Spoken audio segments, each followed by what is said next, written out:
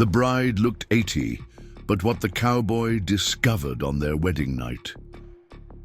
The autumn wind carried whispers through Pinecrest Valley as Margaret Wilson stood at the small church altar. The wedding dress hung from her slender frame like forgotten curtains, the lace trimming frayed at the edges, the bodice too loose for her weathered shoulders. 68 years had carved lines into her face that told stories of drought and abundance, of love found and lost. Her silver hair was pinned neatly beneath a modest veil, but nothing could disguise the trembling of her hands as the minutes stretched into an unbearable silence. Before we jump back in, tell us where you're tuning in from, and if this story touches you, make sure you're subscribed because tomorrow I've saved something extra special for you. The pews were half empty, filled only with curious onlookers who had come to witness what many called the spectacle of the decade. The groom, Arnold Phillips, a traveling merchant who had courted her through letters for 6 months, was nowhere to be seen. The church door remained closed, the organ player's fingers hovering uncertainly over the keys. Pastor Mitchell cleared his throat for the 3rd time, his pitying glance cutting deeper than any knife. "Perhaps, Miss Wilson," he began softly, "we should—" "I can wait a bit longer," Maggie said, her voice steady despite the humiliation burning in her chest. But she knew. She had known from the moment the scheduled time had passed without Arnold's arrival, known from the whispers that had grown louder with each passing minute, known from the way Mrs. Simmons leaned toward her neighbor, poorly concealing her words. What man wants a bride who looks 80, even if she's only pushing 70? From the back of the church, Daniel Cooper watched with narrowed eyes. He hadn't planned to be there. His errand into town was simple: supplies for the winter, maybe a new coat for Tommy if prices weren't too steep. But something about the gathering crowd had pulled him in, and now he couldn't look away from the woman standing alone at the altar, dignity wrapped around her like armor. After 20 more minutes of suffocating silence, Pastor Mitchell placed a gentle hand on Maggie's shoulder. "I believe we should accept that Mr. Phillips won't be joining us today," he said, just loud enough for the front rows to hear. Maggie nodded once, removed her veil with steady hands, and faced the congregation. There were no tears, no pleas for sympathy. She simply gazed at them, meeting their stares with a quiet defiance that made several onlookers shift uncomfortably in their seats. "Thank you all for coming," she said, her voice carrying clearly to the rafters. "I apologize for the inconvenience." Then she walked down the aisle, head held high, ignoring the hushes and sideways glances that followed. Outside, the October air bit through the thin fabric of her wedding dress. Maggie hadn't brought a coat, a foolish oversight born of optimism. She paused on the church steps, surveying the main street of Pinecrest as reality settled around her shoulders. "Figured he'd come to his senses," called a voice from near the hitching post. Tucker Williams, the saloon owner, grinned with yellowed teeth.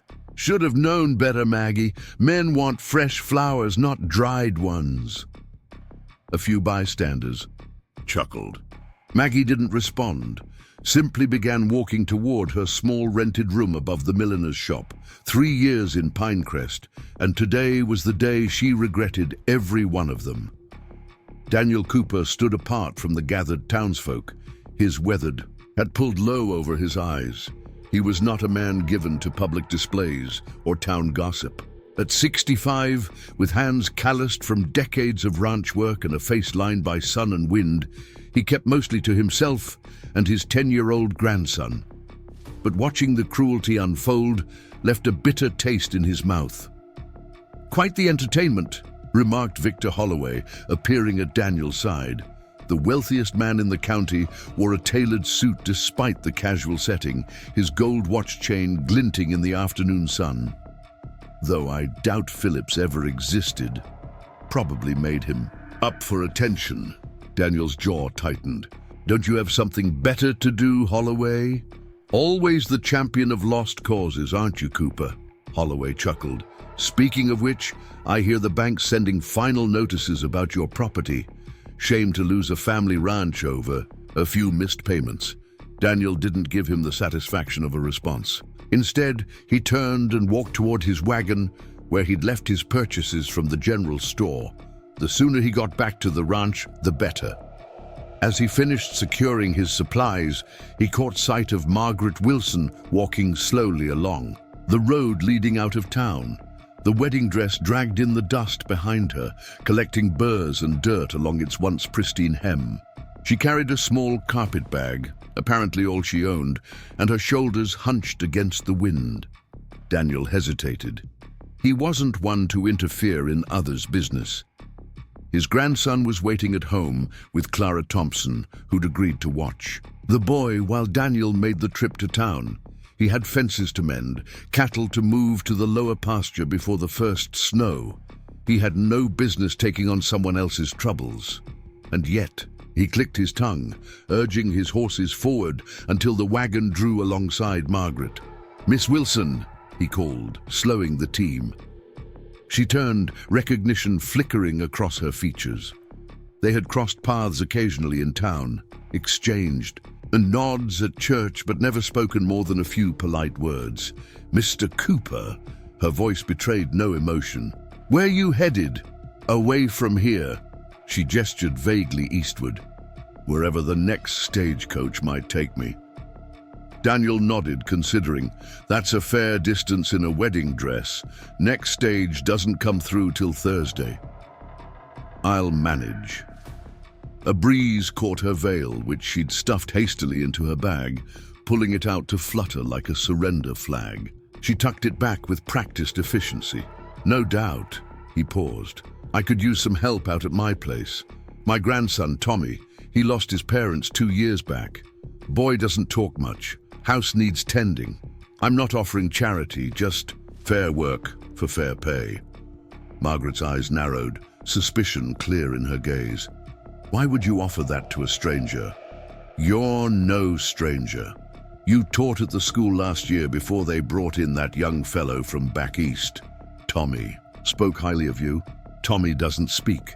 Not with words." Daniel's weathered face softened slightly, "but a boy has ways of making himself understood." Margaret studied him, weighing his offer against her dwindling options. Pride warred with practicality. "I don't need rescuing, Mr. Cooper." "Good, because I'm not offering rescue. I'm offering employment, food, lodging, and a small wage in exchange for cooking, cleaning, and helping with Tommy. Winter's coming, and it's a busy time." She considered for another moment, then nodded once. "Until spring, then, when the pass is clear." Daniel extended a hand, helping her into the wagon. Her grip was stronger than he expected, her movements deliberate and precise. She arranged her dress with dignity, smoothing the wrinkles as best she could. "You can call me Dan," he said, flicking the reins to set the horses in motion. "Maggie," she replied, looking straight ahead as Pinecrest disappeared behind them. "No one calls me Margaret, except those intending to lecture me." The journey to Cooper Ranch passed mostly in silence. The wagon bumped along the rutted road, winding through pine forests that gave the valley its name. Occasionally, Dan pointed out landmarks, a lightning-struck tree that marked the boundary of his property, a creek where the fishing was good. In summer, distant mountains where snow already capped the highest peaks. Maggie sat stiffly beside him, her carpet bag clutched in her lap. As the miles stretched, Dan noticed her shivering despite her attempts to hide it. Without comment, he pulled the wagon to a stop, reached behind them, and retrieved a worn but clean blanket from beneath the seat. He handed it to her without ceremony. Preparing and narrating this story took us a lot of time, so if you are enjoying it, subscribe to our channel. It means a lot to us. Now back to the story. "Thank you," she said, wrapping it around her shoulders. "I'll return it once we arrive." "Keep it. Got plenty." They continued on as the afternoon shadows lengthened.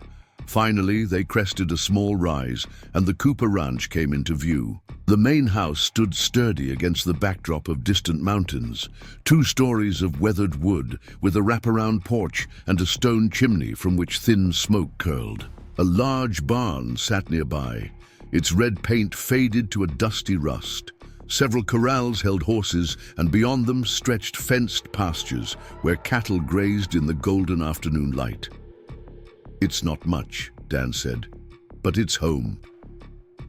Maggie took in the scene, noting the sagging porch step, the missing shingles on the roof, the overgrown garden beds that hadn't seen care in some time. But she also saw the solid foundation, the clear creek running along the property edge, the healthy livestock. This was a place that had known better days but hadn't surrendered to neglect. "It's more than some have," she replied. As the wagon approached the house, the front door opened and a small figure appeared on the porch.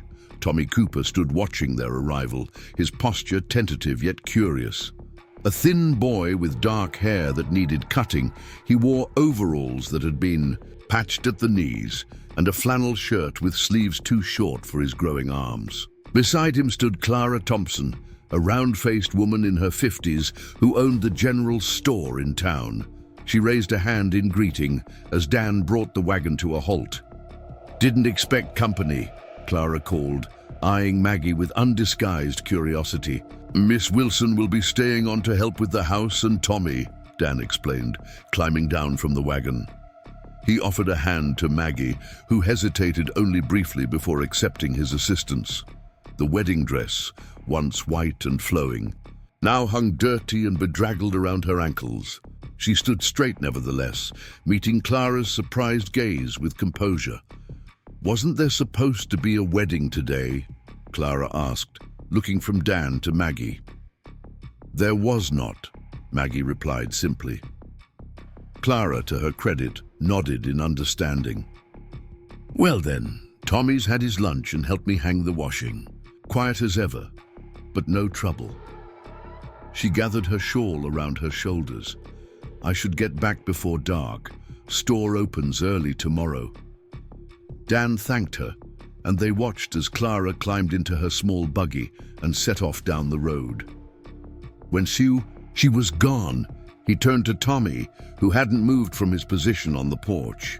"Tommy, you remember Miss Wilson from school last year?" Dan said. The boy nodded slightly, his dark eyes solemn in his pale face. "She'll be staying with us through the winter, helping out around the place." Dan glanced at Maggie. "I reckon the first order of business is getting you settled. Tommy, show Miss Wilson to the spare room upstairs while I unload the supplies." Tommy descended the porch steps and approached Maggie cautiously. He looked at her dress, then up at her face, a question in his eyes. "It was a very big misunderstanding," Maggie told him gently. "Sometimes grown-ups make poor decisions. But I'm here now, and I'm looking forward to getting to know you better." Tommy's expression remained unreadable, but he offered a small nod. Then, surprising both adults, he extended his hand to her. Maggie took it without hesitation. As Tommy led her toward the house, Dan watched them go, his face thoughtful. Then he turned to unload the wagon, wondering if he'd made the right choice, bringing a stranger, especially one with fresh wounds, into their quiet life. The spare room was small but clean, with a narrow bed, a chest of drawers with a cracked mirror atop it, and a window that overlooked the eastern pasture. Maggie set her carpet bag on the bed and took stock of her surroundings. The floorboards had been swept and a faded quilt covered the bed, but the room had the hollow feeling of a space long unoccupied. Tommy stood in the doorway, watching her, silently. "It's lovely," she told him. "Thank you for showing me." He nodded, then pointed to a door across the hallway. "Is that your room?" she asked. Another nod. "And your grandfather's?" Tommy pointed to the end of the hall. "I see. Well, I should probably change out of this dress. It's not very practical for ranch work, is it?" The boy's mouth twitched in what might have been the ghost of a smile. Then he turned and padded away, leaving her alone. Maggie closed the door and leaned against it, exhaling slowly. The events of the day crashed over her, and for the first time since standing at the altar, she allowed her shoulders to slump. She crossed to the bed and opened her carpet bag, removing the few possessions she'd brought with her. 2 plain dresses, undergarments, a hairbrush, a small book of poetry, and a wooden box the size of her palm, intricately carved with roses and vines. She held the box for a moment, her thumb tracing the familiar pattern, then set it carefully on the dresser. From the bag, she also withdrew a small pouch of dried herbs and placed it beside the box. With methodical movements, she removed the wedding dress, letting it pool around her feet like shed skin. The corset beneath had left red marks on her ribs, a physical reminder of constraint. She changed into a simple blue dress, practical for everyday wear, and braided her silver hair with efficient strokes. By the time she descended the stairs, Dan had finished unloading the wagon and was in the kitchen, unpacking supplies. "Flowers, low," he said without preamble, "and we're out of coffee, but there's enough to get by till next month." Maggie surveyed the kitchen with a practiced eye. The stove needed cleaning, dishes were stacked haphazardly on shelves, and a thin layer of dust covered the surfaces. But beneath the neglect, she could see the bones of a once warm space. "When was the last time this kitchen saw a proper meal?" she asked. Dan's mouth quirked. "Define proper." "Something that wasn't cooked over an open fire or eaten straight from a can." "Been a while," he admitted. "Tommy and I manage, but neither of us has much talent for cooking." Maggie rolled up her sleeves. "Well, we'll have to remedy that. Even with limited supplies, I can make something decent." She moved to the sink, testing the pump. "Does this draw from the creek?" "There's a well out back. Water's good, but the pump sticks sometimes." She nodded, already cataloging tasks and priorities.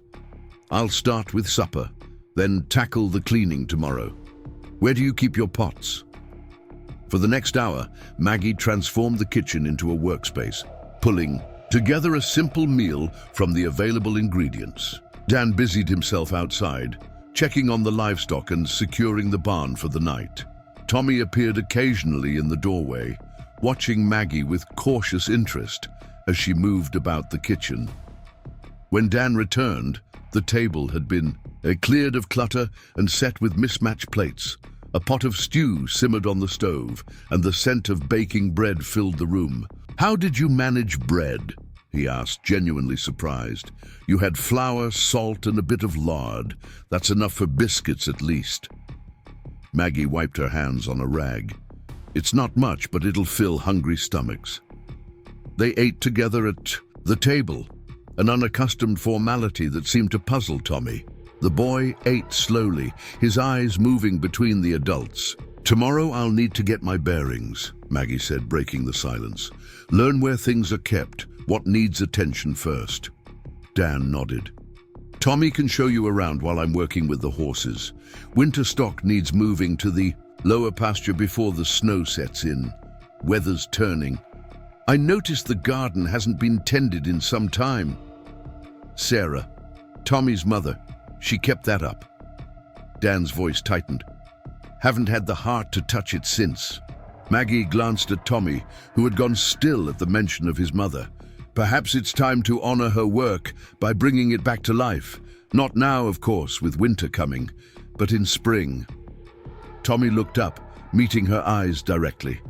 For the first time, something flickered in his gaze, not quite hope, but a shadow of interest. "Boy was close to his mother," Dan said quietly. "Lost both parents in the same week. Fever took Sarah, then John, my son, rode out after a mountain lion that was killing calves. Horse came back without him, found him at the bottom of the East Ravine." Maggie absorbed this information with a nod. "I'm sorry for your losses, both of you." She looked at Tommy. "Loss shapes us, but it needn't define us. My mother used to say that grief is just love with nowhere to go, so we must find new channels for it." Tommy's brow furrowed, considering her words. The rest of the meal passed in comfortable silence. Afterward, Dan showed Maggie the rest of the house. A small sitting room with a stone fireplace, a washroom with a large copper tub, and a back porch that needed repair, but offered a view of the pastures and distant mountains. "It's a good place," he told her as they stood on the porch, watching the sunset paint the sky in shades of orange and purple. "Needs work, but the bones are solid." "Like most things worth keeping," Maggie replied. That night, as she settled into the narrow bed in the spare room, Maggie listened to the unfamiliar sounds of the ranch, the creak of the house settling, the distant lowing of cattle, the soft whisper of wind through pine branches.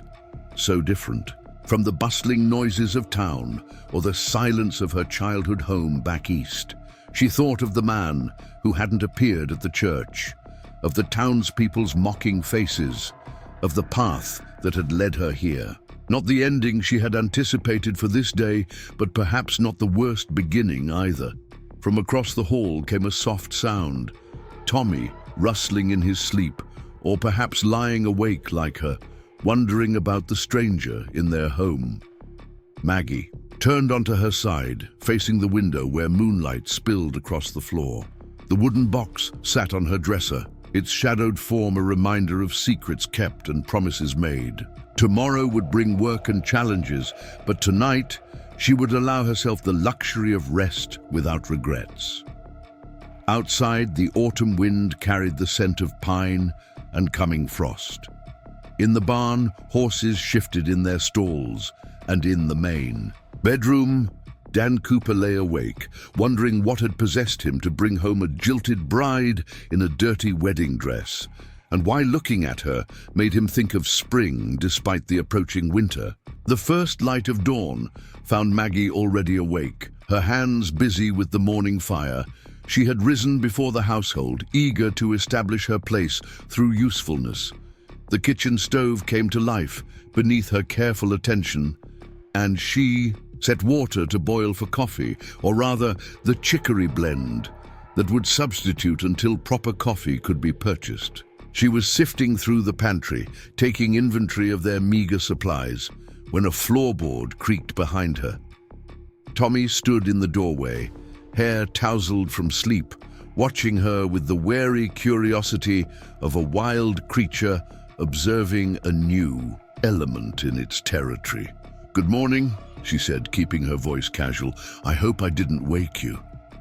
He shook his head, then pointed to the window where grey light signaled the start of day. "You always rise with the sun?" "That's a good habit." Maggie pulled out a sack of cornmeal. "Would you like to help me with breakfast? I could use someone to show me where the eggs are kept."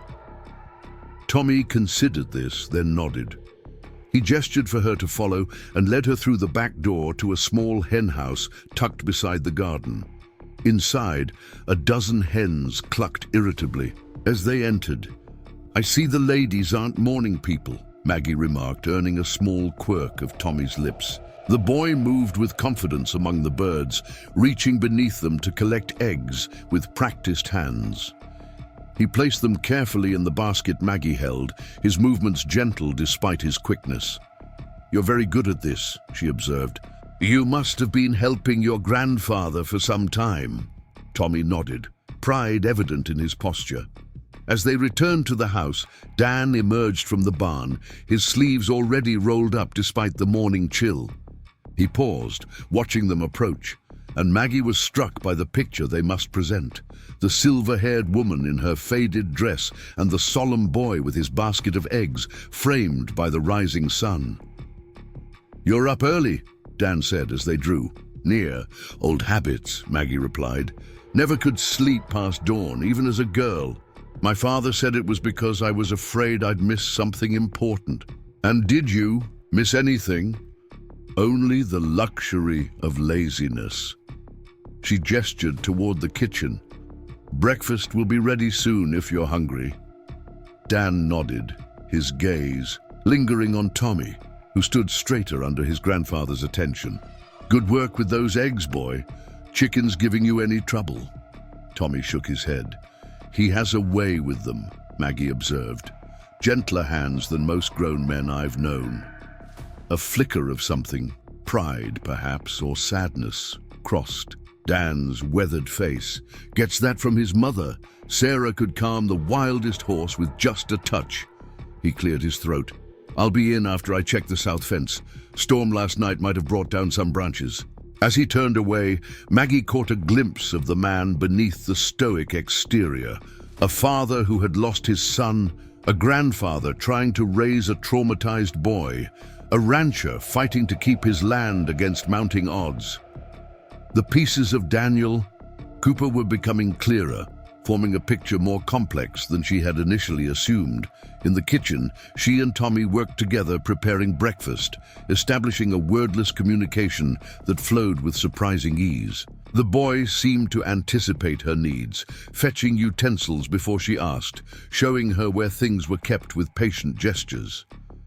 When Dan returned, they sat down to a meal of cornmeal porridge sweetened with the last of the honey. Eggs scrambled. With wild onions Tommy had shown Maggie growing near the creek, and hot chicory that made a passable substitute for coffee. This is good, Dan said after his first bite, surprise evident in his tone. Real good. It's amazing what can be done with simple ingredients, Maggie replied. Though I should warn you, we'll need to be creative until supplies can be replenished. Your pantry is concerning. Dan grimaced. Been meaning to stock up, but life gets in the way, she finished for him. I understand. Perhaps we can make a list of essentials for your next trip to town. The mention of town brought a shadow across Dan's face. Might be a while before I head back. Got plenty to do here with winter coming. Maggie understood the unspoken message. His impromptu rescue of her had caused talk, no doubt, and Daniel Cooper was not a man who courted gossip. Of course, we'll make do with what we have. After breakfast, Tommy took Maggie on a tour of the ranch while Dan worked with the horses. The boy led her through the barn, showing her the tack room, the hayloft, and the stalls where 6 horses stood in various states of alertness. One, a dappled grey mare, watched them with particular interest, nickering softly as they passed. Tommy paused, pointing to the mare and then to Maggie. You think she likes me? Maggie approached cautiously, extending a hand. The mare sniffed it, then nudged her palm gently. She's beautiful. What's her name? Tommy made a gesture like falling snow. Snowflake? Winter? Maggie guessed. Tommy shook his head. Ah, I see. Storm? The boy nodded, looking pleased that she had understood. Storm, Maggie repeated, stroking the mare's velvet nose. A strong name for a strong lady. Something in the horse's intelligent gaze reminded Maggie of herself, weathered but not beaten, cautious but not afraid. She found herself telling Storm about the wedding that wasn't, about starting over at an age when most women had grandchildren on their knees, about the strangeness of finding herself on this remote ranch with a silent boy and his taciturn grandfather. Tommy listened without judgment, his presence a comfort rather than an intrusion. When she finished, he reached out and patted her arm awkwardly, a gesture of sympathy that brought unexpected tears to her eyes. Thank you, she said softly. Sometimes it helps to say things aloud, even if only the horses are listening. The rest of the morning passed in productive industry. Maggie tackled the kitchen, scrubbing surfaces that hadn't seen soap in months, organizing chaotic cabinets, and taking stock of what would be needed for the coming winter. Tommy stayed nearby, alternating between helping her and completing his own chores. By midday, the kitchen was transformed. Not lavish or fancy, but clean, organized and functional. Maggie stood back, wiping her hands on her apron, fashioned from an old flour sack found in the pantry, and surveying her work with satisfaction. It's a start, she told Tommy, who nodded his agreement. Outside, dark clouds gathered on the horizon, and the wind picked up, carrying the scent of coming rain. Dan returned from the pasture, leading a reluctant cow and her calf toward the barn. Storm's coming, he called to Maggie as she stepped onto the porch. "First big one of the season. Tommy, help me get the rest of the herd into the lower field." As boy and man moved with practiced efficiency, Maggie watched from the porch, noting how they worked together without words, anticipating each other's movements in a dance of long familiarity. Despite Tommy's silence and Dan's gruffness, there was love there, evident in small gestures and watchful glances. The sky darkened rapidly, and the first fat raindrops began to fall as Dan and Tommy secured the last of the animals. They hurried toward the house, reaching the porch just as the heavens opened in earnest.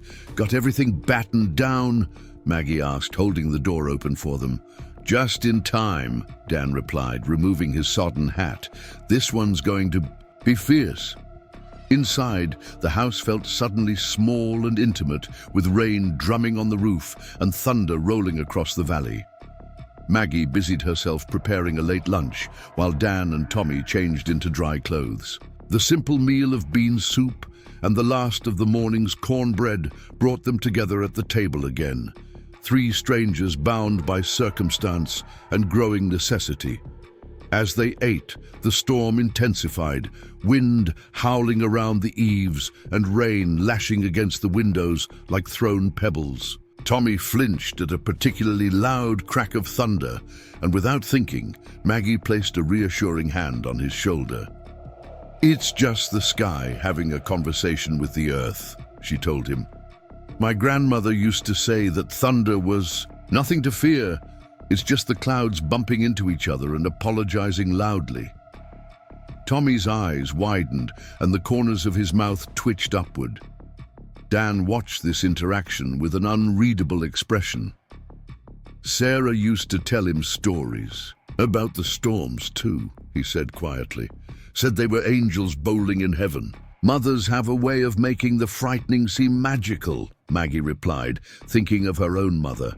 "It's a gift." The afternoon stretched on, the storm keeping them housebound. Maggie found ways to occupy Tommy, showing him how to mend. A tear in his shirt, teaching him a card game her father had taught her, reading aloud from the book of poetry she had brought with her. Dan moved between the window and the fireplace, restless as a caged animal, occasionally venturing onto the porch to check the storm's progress. When he returned from one such excursion, dripping and scowling, Maggie had hot coffee waiting. "Real coffee," he said, surprised after the first sip. "Where did you find it?" "Hidden behind the flour," she replied, "saving it for a day when it would be most appreciated." Dan's expression softened momentarily. "You didn't have to do that." "I know." She handed him a towel for his wet hair. "But some comforts are worth sharing." As evening approached, the storm showed no signs of abating. The three of them gathered in the sitting room, where Maggie had built up the fire to combat the growing chill. Tommy sat on the floor, playing with carved wooden animals, a bear, a wolf, an eagle that Dan had made for him. Maggie found herself studying Daniel Cooper in the firelight. His face, normally so guarded, revealed more in these quiet moments. The grief that lined his eyes, the determination in his jaw, the gentleness in his hands as he repaired a frayed rope he'd brought in from the barn. "You're staring," he said, without looking up. Maggie smiled slightly. "Forgive an old woman her curiosities. You're not old." "I was old enough to be left at the altar yesterday," she reminded him. "Or have you forgotten already?" Dan's hands stilled. What kind of man agrees to marry someone, then leaves them standing alone like that? "A man who discovered he wanted something different than what I could offer," Maggie replied, keeping her voice light despite the lingering sting. "Arnold wrote beautiful letters. Perhaps I should have realized that was where his courage ended. His courage or his decency," Dan muttered. The fire crackled, sending sparks up the chimney. Outside, the storm continued its assault, but within the small circle of lamplight, a tentative peace had settled. "Why did you really bring me here?" Maggie asked suddenly. "And don't say it was just for help with the house and Tommy." Dan was quiet for so long that she thought he might not answer. When he finally spoke, his voice was low, meant only for her ears. Because you stood there in that church with every right to break apart, and you didn't. You walked out with your head high. His eyes met hers. And because Tommy hasn't looked at anyone the way he looks at you since Sarah died. The simplicity of his answer caught her off guard. Before she could respond, a tremendous crash shook the house, followed by Tommy's startled cry, the first sound she had heard him make. Dan was on his feet in an instant. "Stay here," he ordered, grabbing a lantern and heading for the door, but Maggie was already moving, placing herself between Tommy and whatever danger lurked outside. The boy pressed against her side, his small body trembling. "It's all right," she told him, though she had no way of knowing if that was true. Dan returned moments later, rain dripping from his coat. "Lightning struck the old pine by the barn," he reported. "Trees down, but it missed the building. No fire, thank God." Maggie felt the tension leave her shoulders. Thank goodness. Tommy remained close to her side, and without thinking she stroked his hair, the way she might have comforted a frightened child in her classroom. To her surprise, he didn't pull away. Dan watched them, something unreadable crossing his face. "Storm's bad," he said. "Might be best if Tommy sleeps downstairs tonight away from the windows." "Of course," Maggie agreed. "I can make up a bed for him here by the fire." Later, after Tommy had been settled on a makeshift bed of blankets near the hearth, Maggie found herself alone with Dan on the porch. The rain had slowed to a steady patter, and the worst of the thunder had moved on, though lightning still flickered occasionally on the distant horizon. "He let you touch him," Dan said, breaking the silence. "Hasn't let anyone do that since the funeral." Maggie hadn't known this. "Children sense things. Perhaps he knows I mean him no harm. It's more than that." Dan leaned against the porch, railing, his profile outlined against the night sky. "You have a way about you, steady, like the ground after an earthquake, solid when everything else has shifted." The compliment warmed her more than it should have. "Life has a way of either breaking you or making you unbreakable," she said. "I decided long ago which I preferred." Dan turned to face her fully. "Why were you marrying him, if you don't mind me asking?" Maggie considered the question, searching for the honest answer rather than the convenient one. "Security, partly. My teaching position was given to someone younger, as you know. Savings only stretch so far." She paused.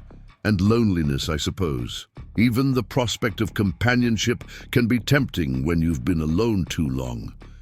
Even with the wrong person? Perhaps especially then." She smiled faintly. "When options are limited, compromise seems reasonable." Dan nodded, understanding in his eyes. "Well, his loss is our gain, it seems." The simple statement, delivered without flourish or sentiment, touched Maggie deeply. "Thank you for that," she said softly. They stood together in comfortable silence, listening to the rain and the occasional soft snore from Tommy inside. Tomorrow would bring work and challenges, fence repairs, storm damage to assess, the never-ending preparations for winter. But for now, in this moment between strangers becoming something more, there was peace. Morning arrived with startling clarity after the storm, sunlight cutting through the washed clean air. Maggie rose early, her joints protesting the night spent in an unfamiliar bed. She moved quietly through the house, stepping carefully around. Tommy, who still slept by the embers of last night's fire, his face peaceful in the soft dawn light. In the kitchen, she rekindled the stove and put water on to boil, her mind already cataloguing the day's tasks. The storm would have left work in its wake, fences to mend, animals to check, perhaps damage to outbuildings. As she measured out the last of the coffee grounds, saving some for later, she heard the front door open and close softly. Through the window, she watched Dan cross the yard toward the barn, shoulders hunched against the morning chill. His limp was more pronounced today, whether from the damp or from yesterday's exertions, she couldn't tell. Men like him carried pain like pocket watches, hidden but always present, marking the hours of their lives. She prepared a simple breakfast of porridge, sweetened with the last of the honey, setting aside portions for Dan and Tommy. As she worked, she felt a presence, and turned to find Tommy standing in the doorway, watching her with those solemn eyes. "Good morning," she said. "Did you sleep well?" He nodded, then pointed toward the window where Dan could be seen inspecting the fallen pine. "Yes, there's work to be done," she agreed. "But breakfast first. Growing boys need their strength." Tommy approached the table without hesitation, taking the bowl she offered with a small nod of thanks. She noticed his hair falling into his eyes and made a mental note to offer a trim soon. As they ate in companionable silence, Maggie considered the strange turns that had brought her here, from humiliation to purpose in the span of a day. The back door opened, and Dan entered, bringing with him the scent of wet earth and pine. "Tree took down part of the north fence," he reported, hanging his hat on a peg. "Herd's still contained, but we'll need to repair it before nightfall." "Breakfast first," Maggie echoed her earlier words to Tommy, placing a steaming bowl before Dan. "The fence won't fix itself whether you eat or not." A flicker of surprise crossed his face, perhaps at her firm tone, or perhaps at the simple act of someone caring whether he ate.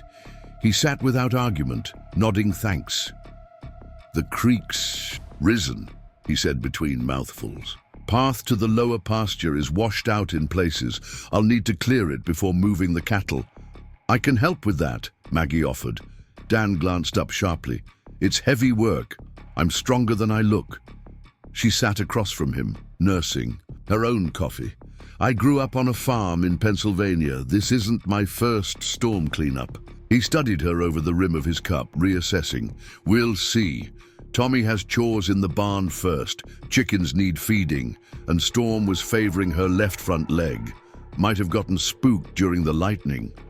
Tommy's head came up at the mention of the horse, concern evident in his expression. "Nothing serious," Dan assured him, "just needs checking." After breakfast, they dispersed to their tasks.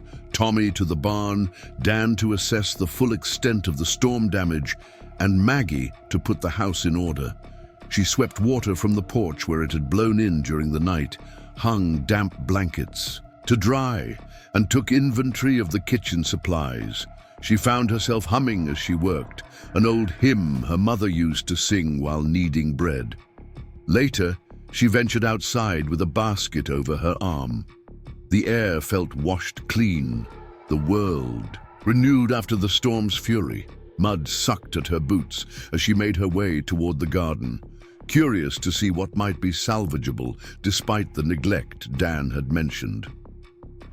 The garden plot sat on a gentle southern slope, protected partially by a stand of young aspen trees. Weeds had overtaken most of it, but Maggie's experienced eye could discern the original beds beneath the tangle. She knelt, ignoring the dampness seeping through her skirt, and began clearing debris from one corner.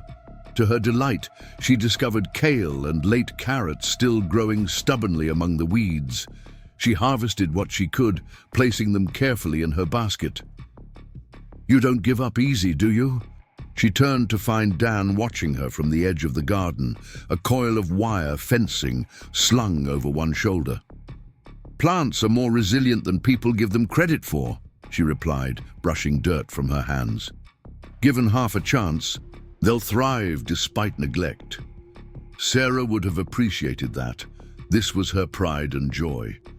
He surveyed the overgrown plot with a mixture of guilt and sadness. "Couldn't bring myself to touch it after." "I understand." Maggie rose, lifting her basket, but perhaps she'd prefer to see it living again rather than fading away. Dan's weathered face softened slightly. "Maybe so. I found some vegetables for supper," she said, changing the subject. "And I think there might be herbs under all this growth. With your permission, I'd like to clear some of it before the ground freezes." "Do what you think best," he replied. "Garden was never my domain." They stood for a moment in the gentle morning light, two people becoming gradually less like strangers. Then Dan gestured toward the fallen tree. "Could use an extra pair of hands clearing branches if you're still offering." "Let me put these inside first," she said, lifting the basket. When she returned, she found Dan and Tommy already at work on the massive pine. The tree had fallen away from the barn, fortunately, but had taken down a section of fence in its descent. Dan was trimming smaller branches with an axe, while Tommy gathered the cuttings into a pile. Maggie joined them without comment, picking up fallen branches and adding them to Tommy's growing stack. The work was indeed heavy, but there was satisfaction in it, the simple physical effort, the gradual clearing of chaos into order. She worked steadily, pausing only occasionally to massage her back when it protested. By midday, they had cleared most of the smaller branches, leaving only the massive trunk to be dealt with later. Dan straightened, wiping sweat from his brow despite the cool air. "We'll need the saw for the rest," he said, "and probably the team to drag it clear." He looked at Maggie, approval evident in his gaze. "You work hard." She accepted the compliment, with a nod. "Idle hands and all that." Tommy appeared at her side, holding out a canteen. She drank gratefully, then ruffled his hair lightly. To her surprise, he didn't pull away. As they made their way back to the house for a midday meal, Maggie noticed Dan watching this interaction with an unreadable expression. There was something in his eyes, not suspicion exactly, but caution, as if he were guarding something precious, and wasn't yet certain she could be trusted with it. The rest of the day passed in shared labor. They ate a quick meal of bread and cheese, then returned to the storm cleanup. Dan set to work repairing the fence, while Maggie and Tommy cleared debris from the path to the lower pasture. The boy worked without complaint, his small hands surprisingly strong and capable. When they returned to the main yard, they found Dan struggling with a particularly stubborn fence post. Without being asked, Maggie took up position on the opposite side, bracing it while he hammered it into place. They worked together in wordless efficiency, finding a rhythm that required no explanation. By late afternoon, the essential repairs were complete. Dan stood back, surveying their work with satisfaction. "Should hold," he declared, "at least until I can get proper lumber from town." Maggie wiped dirt from her hands onto her already soiled skirt. "When will that be?" A shadow crossed his face. "Not soon. Winter preparations come first." She understood the unspoken concern. Going to town meant facing gossip about his unexpected house guest. Dan Cooper was not a man who invited speculation into his life, and her presence had undoubtedly set tongues wagging. "Of course," she agreed. "We'll manage." That evening, as the sun dipped below the western mountains, they sat on the porch steps, watching Tommy chase fireflies in the gathering dusk. The boy moved with an animation Maggie hadn't seen before, his face alight with wonder, as he cupped the glowing insects briefly before releasing them. "He seems happy," she observed. Dan nodded, a small smile playing at the corners of his mouth.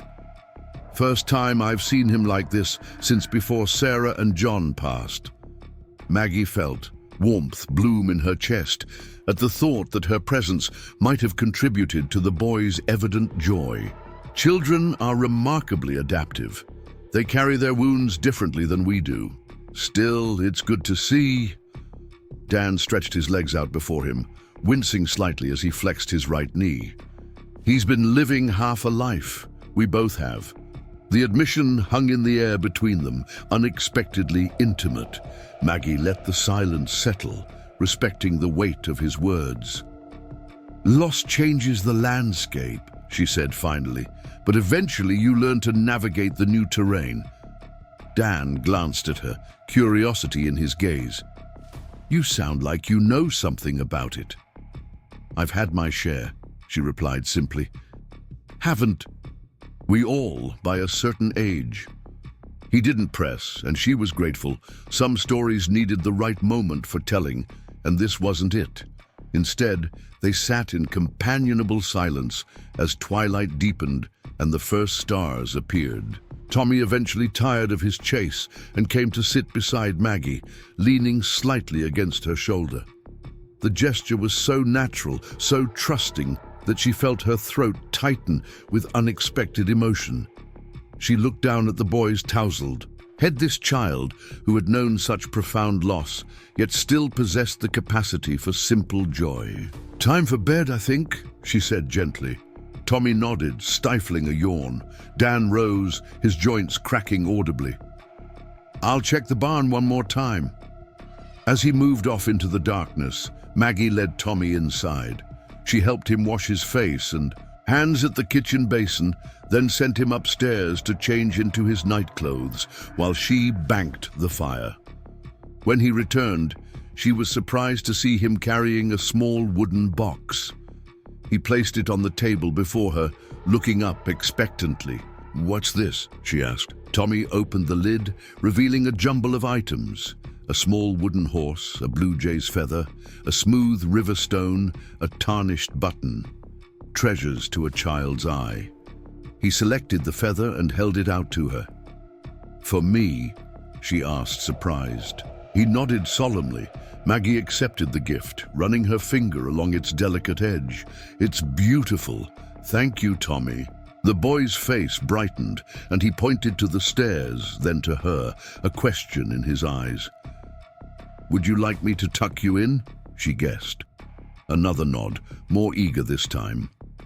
"All right then, let's get you settled." Upstairs, Tommy climbed into his narrow bed, pulling the quilt up to his chin. Maggie sat on the edge, smoothing the blanket absently. "Would you like a story?" Tommy's eyes widened, and he nodded. "Let me think." She cast her mind back to the stories her father had told her as a child. "Have you heard about the North Star and how it helps lost travelers find their way home?" Tommy shook his head. Maggie began the tale, speaking softly in the dim light of the single lamp. She told of ancient travelers who looked to the stars for guidance, of how the North Star remained fixed while all others wheeled around it, of how it had led countless lost souls back to safety through dark nights. As she spoke, Tommy's eyelids grew heavy, but he fought sleep, clearly unwilling to miss a word. When she finally finished, his eyes were barely open. "Sleep now," she whispered, daring to brush a strand of hair from his forehead. "The stars will watch over you." His eyes closed, and his breathing deepened into the rhythm of slumber. Maggie sat a moment longer, watching the rise and fall of his small chest, marveling at the trust this wounded child had placed in her. A stranger, just 2 days ago. When she finally rose and turned toward the door, she found Dan standing there, his tall frame silhouetted against the hallway light. How long he had been watching she couldn't tell, but there was something in his stance that suggested it had been more than a moment. She moved past him into the hall, pulling the door nearly closed behind her. "He asked for a story." Dan's voice was low, colored with disbelief. "He did, in his way," she confirmed. "Is that unusual?" "Sarah used to tell him stories every night. After—" He cleared his throat. "He hasn't seemed to want them from anyone else. Certainly not from me." "Children often find comfort in routines," Maggie suggested. "Perhaps he's ready to rebuild that particular one." Dan studied her in the dim hallway, his expression unreadable. "You have a way with him. He makes it easy. He's a remarkable boy." "Yes," Dan agreed, his voice softening. "He is that."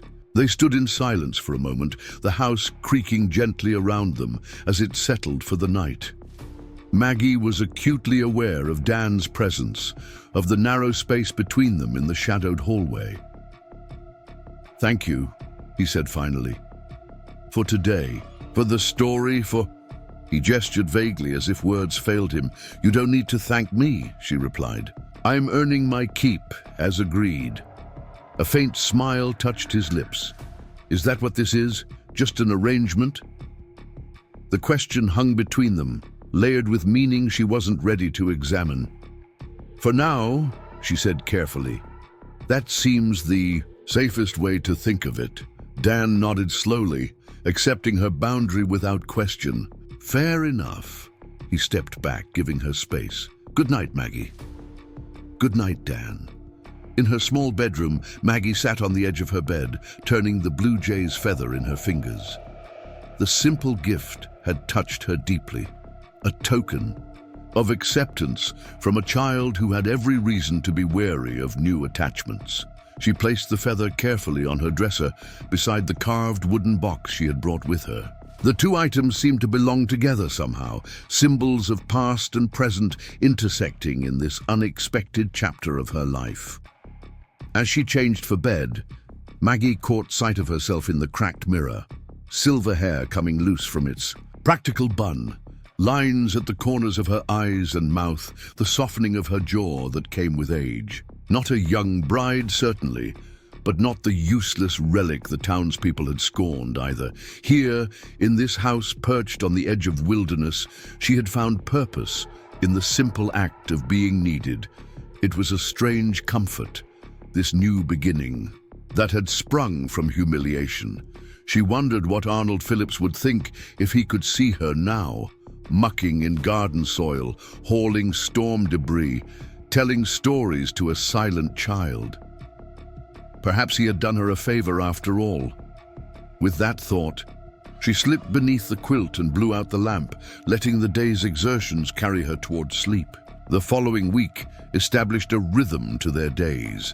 Mornings began early, with chores divided among the three of them, as if by long-established custom rather than recent necessity. Maggie took charge of the house and garden, salvaging what vegetables remained before frost claimed them. Dan focused on preparing the ranch for winter, repairing outbuildings, chopping and stacking firewood, ensuring the cattle were moved to sheltered pastures. Tommy moved between them, helping where needed, his silent presence a constant thread binding their separate activities. Maggie found herself watching Dan when he wasn't aware of her gaze.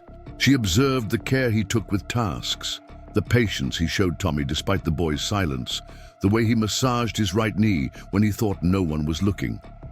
She noted how he always took the last portion at meals, how he hung his hat on the same peg each evening, how the stern set of his mouth relaxed when Tommy achieved some small success. In turn, she sometimes caught him watching her, when she was kneading dough with flour-dusted hands, when she was reading to Tommy by lamplight, when she was hanging laundry on the line with practical efficiency.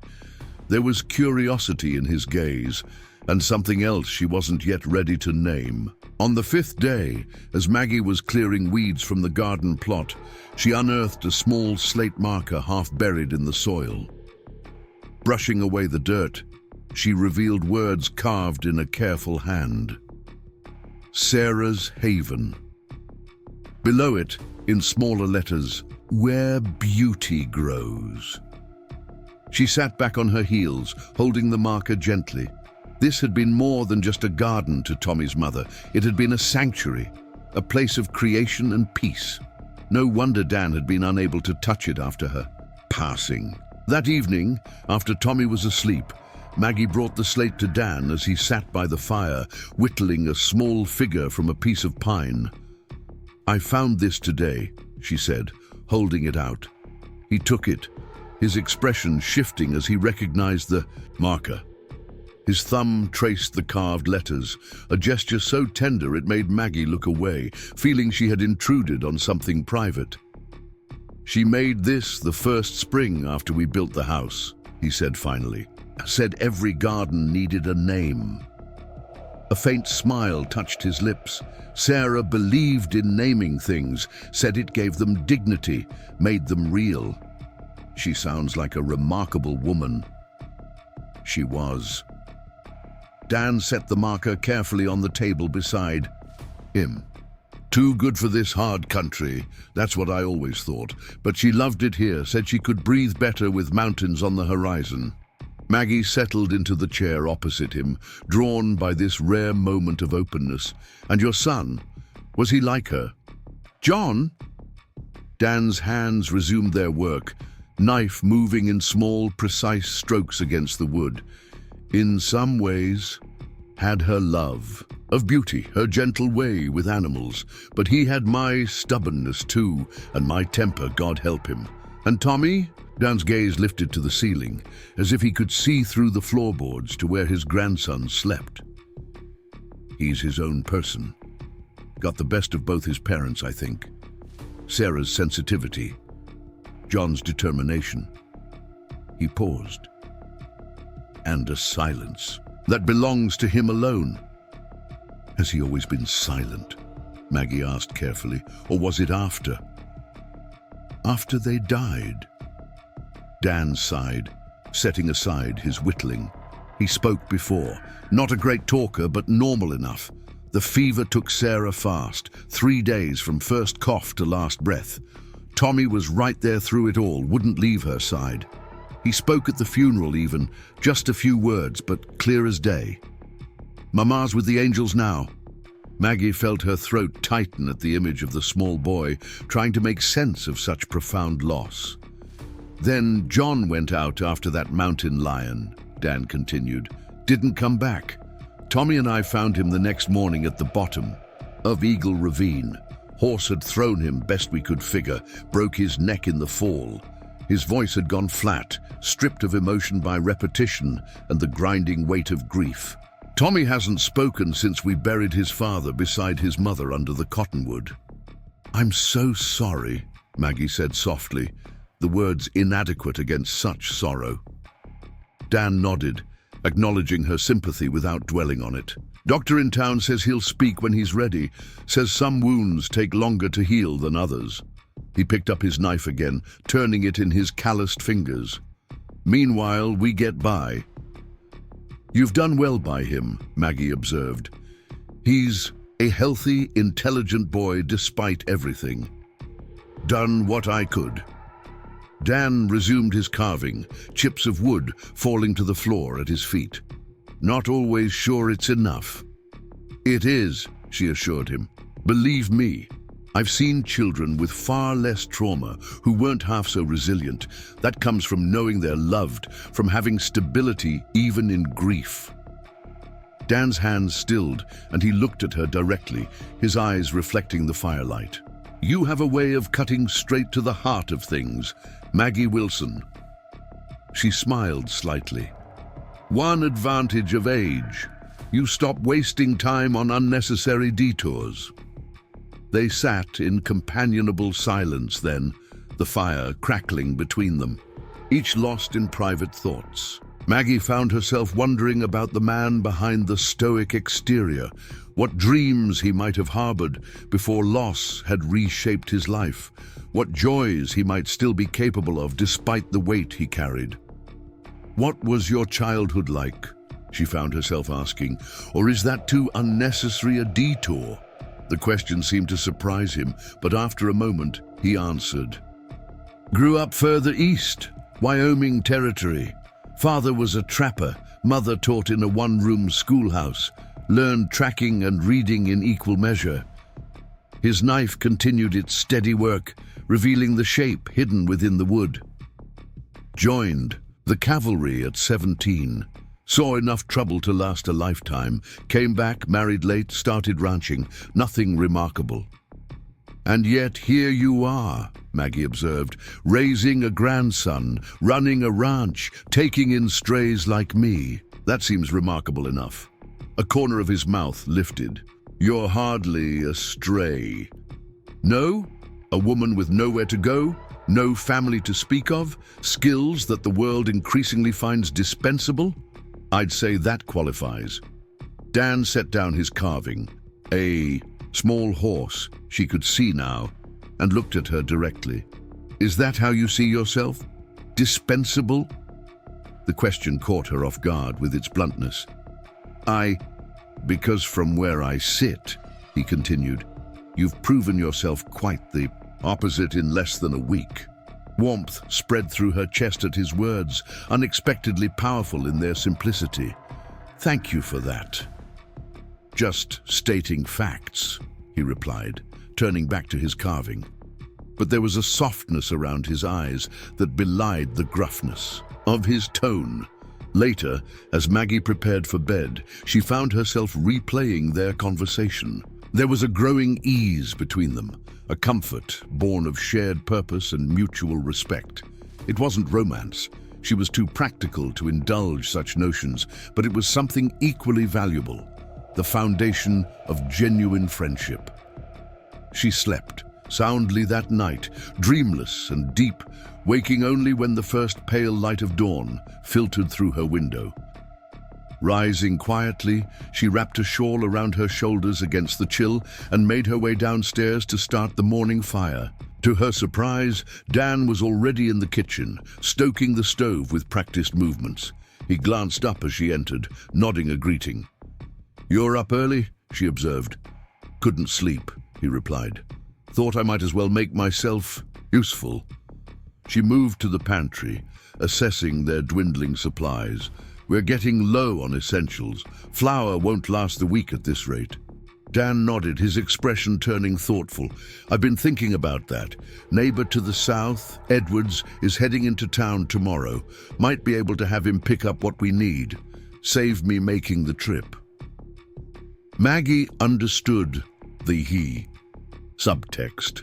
Dan was avoiding town, avoiding the gossip that their arrangement had undoubtedly generated.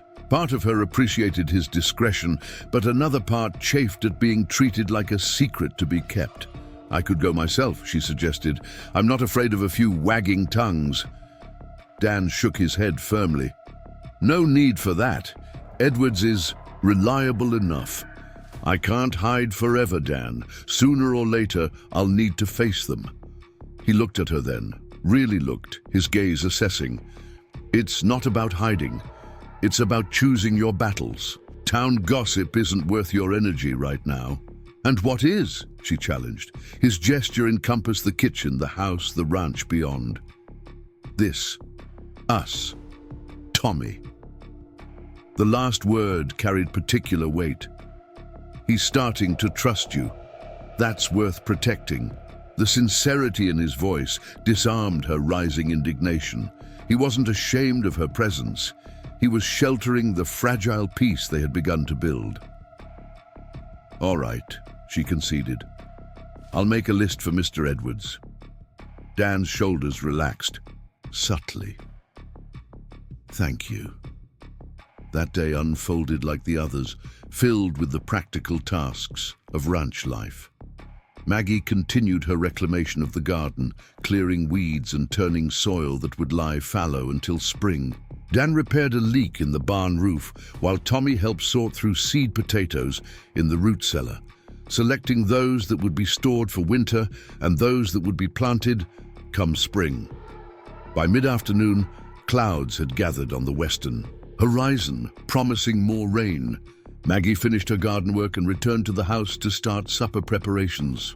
Through the window, she watched Dan and Tommy leading the dappled grey mare, Storm, around the corral. The horse moved with a slight favoring of her left foreleg, but seemed otherwise healthy. As she sliced carrots for a stew, Maggie noticed movement on the road leading to the ranch, a rider approaching at an unhurried pace. She wiped her hands on her apron and stepped onto the porch for a better view.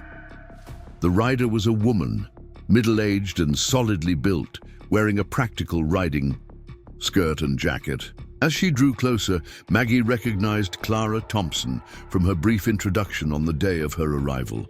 Dan and Tommy had also noticed the visitor. They secured Storm in the corral and moved to meet Clara as she dismounted near the house. "Afternoon, Dan," Clara called. "Tommy." She nodded to Maggie on the porch. "Miss Wilson." "Mrs. Thompson," Maggie replied with a cautious smile. "What brings you out this way?" Clara patted her horse's neck. "Thought I'd check on you folks after that storm. Road was washed out in places, just got cleared yesterday." She cast an appraising eye over the ranch. "Looks like you managed. All right. No major damage," Dan confirmed. "Lost a pine tree, but it missed the buildings." Clara nodded, then turned her attention fully to Maggie. "And you, Miss Wilson, settling in?" There was genuine curiosity in her tone, but Maggie detected something else beneath it. Concern, perhaps, or caution. "Very well, thank you," Maggie replied. "Everyone has been most welcoming." "Glad to hear it." Clara hesitated, then added, "Town's been buzzing with talk, as you might imagine. Some of it unkind." Dan's posture stiffened. "Clara, they should know what's being said, Dan," Clara interrupted firmly. "Better to be prepared." Maggie stepped down from the porch, meeting the storekeeper's gaze directly. "I appreciate your candor, Mrs. Thompson. What exactly are they saying?" Clara shifted her weight, clearly uncomfortable with being the bearer of unpleasant news. "Well, there's talk that Dan took you in out of improper motivations, that you two had an arrangement before the wedding. That's why Arnold Phillips disappeared. He found out." Dan made a disgusted sound. "That's ridiculous." "I know that," Clara assured him, "but people love a scandal more than they love the truth." She turned back to Maggie. "Then there's Victor Holloway, spinning tales about how Dan's using you to save his ranch from foreclosure, claiming you brought money from back east." "Victor needs to mind his own affairs," Dan growled. "And Sheriff Grant's been asking questions," Clara continued, "wondering if Miss Wilson might be wanted somewhere using a false name." Maggie felt her cheeks flush with indignation. "I've never used any name but my own, and I've certainly never broken any law." "I told him as much," Clara said. "Reminded him you taught our children for a year without incident, but he's got his suspicions, always has, about anyone new." Tommy had moved closer to Maggie during this exchange, his small form almost pressed against her skirts as if offering protection. She placed a gentle hand on his shoulder, drawing comfort from his presence, even as she sought to reassure him. "Thank you for the warning," she said to Clara. "It's better to know what we're facing." Clara nodded, then reached into her saddlebag and withdrew a package wrapped in brown paper. "Brought you some coffee and sugar. Figured supplies might be running low." "That's very kind," Maggie said, genuinely touched by the gesture. "Not kindness, practicality. Can't have Tommy going without sweets." Clara winked at the boy, who ducked his head shyly. "Besides, I owe you for that reading primer you made for my youngest last year. Girls reading full books now thanks to you." Dan took the package with a nod of thanks. "You'll stay for supper?" Clara shook her head. "Need to get back before dark.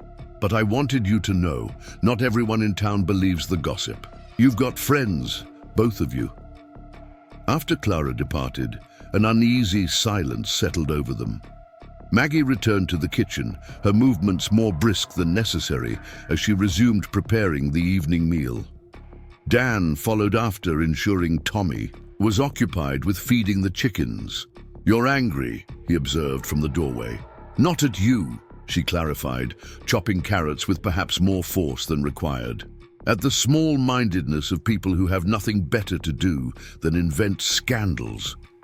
"It's the way of small towns," Dan said, moving to lean against the counter beside her. "Always has been. That doesn't make it right." Maggie sat down, her knife with a sigh. "I've lived a respectable life, Dan. Taught children, cared for my parents until they passed, paid my debts, kept to myself. To have my character questioned this way." "I know." His voice was gentle. "For what it's worth, Clara's right. Not everyone believes the gossip. The ones who matter know better." Maggie appreciated his attempt at comfort, but the knowledge that she was once again the subject of speculation and judgment stung nonetheless. She'd thought the humiliation of being abandoned at the altar would be the worst she'd face, but this new assault on her reputation cut deeper. "Perhaps I should go," she said quietly. "Find somewhere else to start over. This arrangement is causing you trouble." No. The single word was delivered with such finality that Maggie looked up in surprise. Dan's expression was resolute. You're not going anywhere unless you want to. I don't give a damn what Victor Holloway or Sheriff Grant or anyone else thinks. But no, he repeated. You belong here now, with us. His gaze softened. With Tommy. As if summoned by his name, the boy appeared in the doorway, his small face solemn as he looked from one adult to the other. He crossed to Maggie and took her hand in his, tugging gently. What is it, Tommy? She asked. He led her to the window and pointed outside, where the first snowflakes of the season were beginning to drift down from the leaden sky. Snow, Maggie said softly. Winter's coming early this year. Tommy nodded, then looked up at her with an expression that seemed to ask a question. Yes, she assured him, understanding his unspoken concern. I'll be here for the winter. I promised, remember? Relief washed over his features, and he squeezed her hand before releasing it and running back outside to experience the season's first snow. Dan moved to stand beside her at the window. See? Can't disappoint the boy. Maggie felt something inside her shift and settle, like puzzle pieces finding their proper alignment. No, she agreed softly. I suppose I can't. That evening, as snow continued to fall in gentle persistence, they sat together by the fire. After supper, Tommy had gone to bed early, exhausted from playing in the snow until darkness forced him inside. Dan was mending a bridle, his large hands surprisingly deft with the delicate work. Maggie was darning one of Tommy's socks, her needle flashing in the firelight. Why did you never remarry? She asked suddenly, breaking the comfortable silence, after Sarah's mother passed. Dan's hands stilled momentarily, then resumed their work. Never found the right reason, I suppose. Most men would say they never found the right woman. Most men would be lying, he replied, a hint of wryness in his tone. Plenty of suitable women in the world. The question is why you'd ask one. To share your life. He glanced up at her. For companionship? Convenience? Because society expects it. None of those seemed reason enough. Maggie considered this thoughtful answer. And what would be reason enough? Finding someone who makes the hard parts of life less hard, he said simply. Someone who reminds you there's beauty in the world, even when grief tries to blind you to it. He focused on the bridle again. Someone worth rebuilding for. The depth of his answer caught her off guard. This man, so economical with words, had just articulated something profound about love and partnership. Something that went beyond the practical arrangements most marriages settled into. That's a high standard, she observed. Maybe, he conceded, but settling for less seems a disservice to everyone involved. Maggie thought of Arnold Phillips and his flowery letters, his promises of security and comfort. Had she been preparing to settle for less? The question unsettled her. And you? Dan asked, turning the conversation. Before Arnold, were there others? One, she admitted. James Hargrove. We taught at the same school back in Pennsylvania. He asked me to marry him when I was 32. She smiled faintly at the memory. I thought about it seriously. He was kind, intelligent, stable. But I realized I was considering him for all the practical reasons: security, companionship, the expectations of family and community, not because he made my heart lighter. She set down her darning. I turned him down. He married the milliner's daughter 6 months later. They seemed happy whenever I saw them. Any regrets? Maggie considered the question honestly. Sometimes, on cold nights, or when my parents fell ill and I shouldered their care alone. She looked into the fire. But mostly no. Better solitude than a half-hearted union. Dan nodded, understanding. In his eyes, better to be alone than lonely with someone else. Exactly. She picked up her darning again, comforted by the familiar rhythm of the needle. Though I admit, I sometimes wondered if I'd been too idealistic, if I'd missed my chance at companionship by waiting for something more. And then came Arnold, Dan surmised. And then came Arnold, she agreed with a rueful smile. With his beautiful letters and promises of a gentle autumn to my life. Dan's expression darkened. Man's a fool. Perhaps, Maggie said. Or perhaps he simply looked at me and saw my age rather than myself. It's easy to do. She smoothed the sock in her lap. We become invisible as we age, you know, especially women. People look past us, their eyes sliding away as if our wrinkles might be contagious. I see you, Dan said quietly.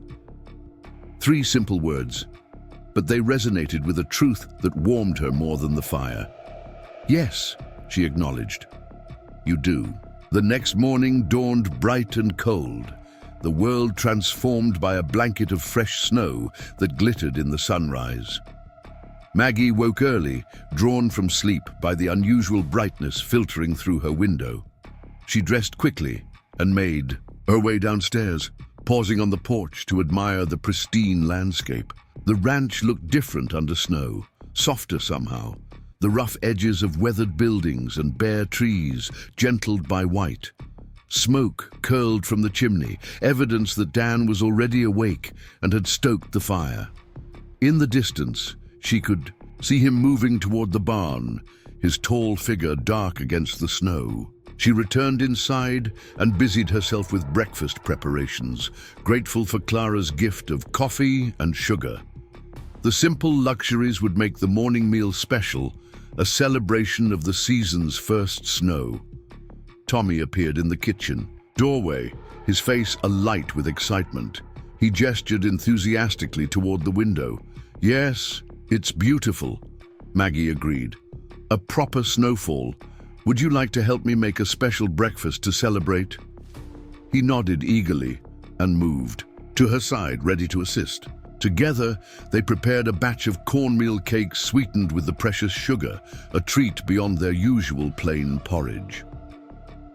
Dan returned from the barn as they were setting the table, stamping snow from his boots at the door. Storm's leg is better, he reported, and the cattle have found shelter in the South Grove. We got lucky with this snow, light and dry, not the heavy, wet kind that breaks branches. We're making cornmeal cakes, Maggie informed him. Tommy thought we should mark the occasion. Dan glanced at his grandson with raised eyebrows. Did he now? Tommy ducked his head, but not before Maggie caught the smile that flickered across his face.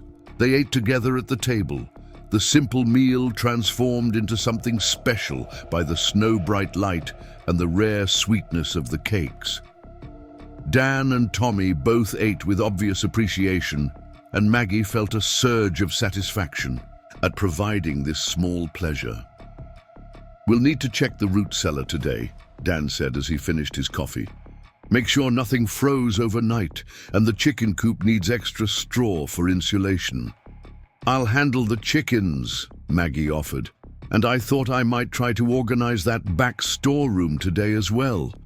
There must be winter clothes packed away somewhere. Dan nodded. Good thinking. Tommy's outgrowing his coat from last year. After breakfast, they dispersed to their tasks. Maggie bundled up in her shawl and an old coat of Dan's that he had lent her, far too large but warm, and made her way to the chicken coop. The hens greeted her with disgruntled clucking, clearly unimpressed with the snow that had invaded their world. I know, ladies, she sympathized as she scattered feed and fresh straw. Change is difficult, but you'll be cozy enough once we get you properly settled. As she worked, Maggie found herself thinking about Clara's visit and the gossip from town. The accusations were hurtful, but not entirely surprising.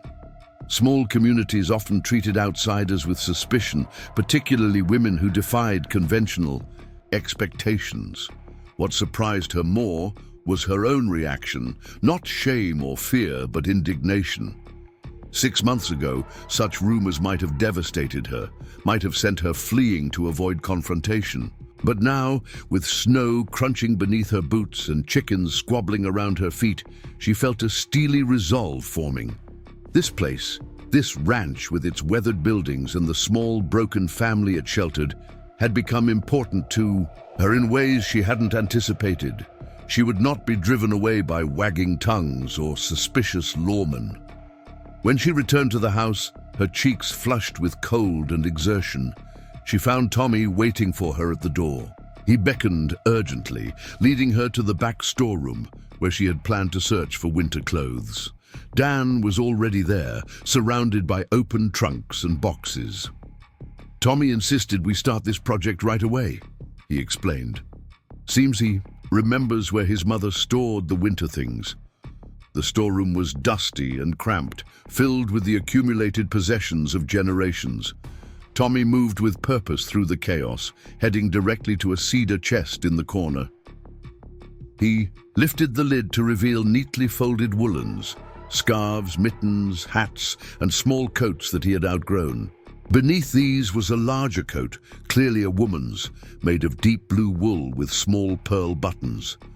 Tommy lifted it carefully and held it out to Maggie. "For me?" she asked, surprised. He nodded. Dan cleared his throat. "That was Sarah's. She was about your height, though not as slender." Maggie hesitated, touched by the gesture but uncertain. "Tommy, are you sure you want me to have your mother's coat?" The boy nodded again, more emphatically this time. "Sarah would have wanted it used," Dan said quietly. "She was practical that way. No sense in good wool sitting in a chest while someone goes cold." Maggie accepted the coat with care, running her fingers over the fine material. It was well made, the kind of garment that would last decades with proper care. "Thank you, Tommy. I'll treasure it." The boy smiled, a full smile that transformed his solemn face before turning back to the chest to continue his search. They spent the morning sorting through the stored items, uncovering winter necessities and setting aside things that could be repurposed or repaired. Maggie found the task satisfying, bringing order from chaos, finding value in what had been forgotten. By midday, they had organized the storeroom and distributed its treasures. A coat for Tommy that had belonged to his father as a boy, well worn but with plenty of life left. Warm socks and mittens for all, flannel sheets for the beds, and a stack of quilts made by Dan's mother and grandmother, each a testament to patience and skill. As they finished, Maggie noticed Tommy lingering over a small object he had found in one of the trunks. A carved wooden horse, similar to the one Dan had been whittling by the fire. "Your grandfather made that for you," she guessed. Tommy shook his head and pointed to a framed photograph on the wall, indicating a young man with Dan's jawline and serious eyes. "Your father made it," Maggie corrected herself. "It's beautiful work." "John had a gift," Dan said from the doorway, where he had been watching their interaction. "Made a whole set of animals for Tommy's 5th birthday. Most of them are around here somewhere." Tommy clutched the horse to his chest, his expression a mixture of sorrow and treasured memory. Maggie resisted the urge to embrace him, sensing he needed space for this private moment with his grief. "Perhaps," she suggested gently, "we could find the others and display them somewhere, in your room or on the mantel. That way you could see them every day." Tommy considered this, then nodded, his grip on the wooden horse relaxing slightly. The remainder of the day passed in winter preparations. Dan chopped additional firewood while Maggie inventoried their food supplies, calculating what they had and what they would need to sustain them through the cold months ahead. Tommy divided his time between them, helping stack wood and count jars of preserved vegetables. By evening, exhaustion had settled into Maggie's bones, the satisfying ache of physical labor and accomplishment. She prepared a simple supper of bean soup and the last of the cornmeal cakes, which they ate by lamplight as darkness fell early outside the windows.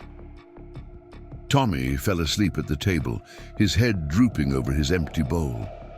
Dan carried him up to bed without waking him, his large hands gentle as he tucked the blankets around the boy's small form. When he returned downstairs, he found Maggie standing at the window, gazing out at the moonlit snow. Sarah's blue coat fit her well, emphasizing the straight line of her back and the dignity of her posture.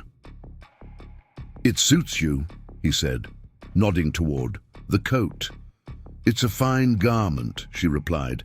"I feel honored that Tommy wanted me to have it." "It's more than the coat." Dan moved to stand beside her. "You've filled a space here that's been empty too long. Tommy feels it. So do I." Maggie turned to look at him, struck by the openness in his expression. "I've only been here a week, Dan. Hardly time to fill any space properly." "Some people fit from the first moment," he said simply, "like they were meant to be part of the picture all along." The sentiment warmed her, but caution tempered her response. "I'm glad to be useful, to be needed, but we should be careful not to mistake gratitude for something else." Dan held her gaze steadily. "I know the difference." Before she could respond, a sound from outside drew their attention, the distant but distinctive rhythm of hoofbeats approaching the ranch. Dan moved swiftly to the door, reaching for the rifle that hung above it. "Stay inside," he instructed, his voice tight with sudden tension. "Visitors this late in this weather aren't likely to be friendly." Maggie felt a chill that had nothing to do with the winter night. Who would come all this way in the snow after dark? "No one with good intentions," Dan replied grimly. He checked the rifle's chamber and moved to the window, positioning himself where he could see the approach to the house without being easily visible from outside. Minutes stretched as they waited, listening to the approaching hoofbeats. Finally, two riders emerged from the darkness into the yard, their horses moving at a steady walk. Moonlight glinted off a silver star pinned to one rider's coat. "Sheriff Grant," Dan muttered, "and that's Victor Holloway with him." Maggie felt her stomach tighten with apprehension. What could they want at this hour? "Nothing good." Dan's expression hardened. "Stay back from the windows. Let me handle this." A sharp knock rattled the door. Dan took a deep breath, set the rifle aside but within reach, and moved to answer it. Maggie retreated to the kitchen doorway, out of direct line of sight but close enough to hear. "Evening, Sheriff." Dan's voice was controlled, revealing nothing. "Bit late for social calls." "This isn't social, Cooper." Sheriff Grant's voice was gruff, authoritative. "Got some questions need answering. Must be important to bring you out in the first snow." "It is." A pause, then. "You going to invite us in, or shall we conduct official business on your porch in the cold?" Maggie heard the door open wider, followed by the heavy tread of boots on the wooden floor. She steeled herself, then stepped into view. Sheriff Grant was a stocky man in his 50s, with thinning gray hair and small, assessing eyes that missed nothing. Victor Holloway stood beside him, elegantly dressed despite the weather, a satisfied smile playing at the corners of his mouth. "Miss Wilson," the sheriff acknowledged her with a curt nod. "Seems you've made yourself at home here." "Mrs. Thompson mentioned you'd been asking about me," Maggie replied, keeping her voice steady. "I'm happy to answer any questions you might have." "Appreciate that." Grant removed his hat, but didn't relax his official posture. "Got a telegraph from Pennsylvania yesterday. Seems there's some concern about your sudden departure." Maggie felt her chest tighten. "Concern from whom, exactly?" "Man named Phillips," Grant replied, watching her closely. "Claims you disappeared with family heirlooms after breaking off your engagement. Says he's worried about your state of mind." The audacity of the lie momentarily robbed Maggie of speech. Dan stepped forward, his expression thunderous. "That's not what happened, and you know it, Grant. The whole town saw Phillips abandon her at the altar. I'm just reporting what came through on the wire." the sheriff said, though his tone suggested he found the story suspect as well. Got to follow up on these things. Victor Holloway cleared his throat. Perhaps Miss Wilson can explain why she fled town so precipitously after the incident. Most women would have stayed to clear their name, not run off with a near stranger. I didn't flee. Maggie found her voice, anger burning away her initial shock. I accepted employment with Mr. Cooper, and I certainly didn't take anything that wasn't mine. Easy enough to prove, Grant said. Phillips mentioned specific items: a silver locket with rubies, a pearl-handled letter opener, some bonds. I owe nothing of the sort, Maggie stated firmly. You're welcome to search my belongings if you don't believe me. That won't be necessary just yet, Grant replied, but I will need to send a response to this inquiry, official-like. Dan's jaw tightened. This is harassment, Grant.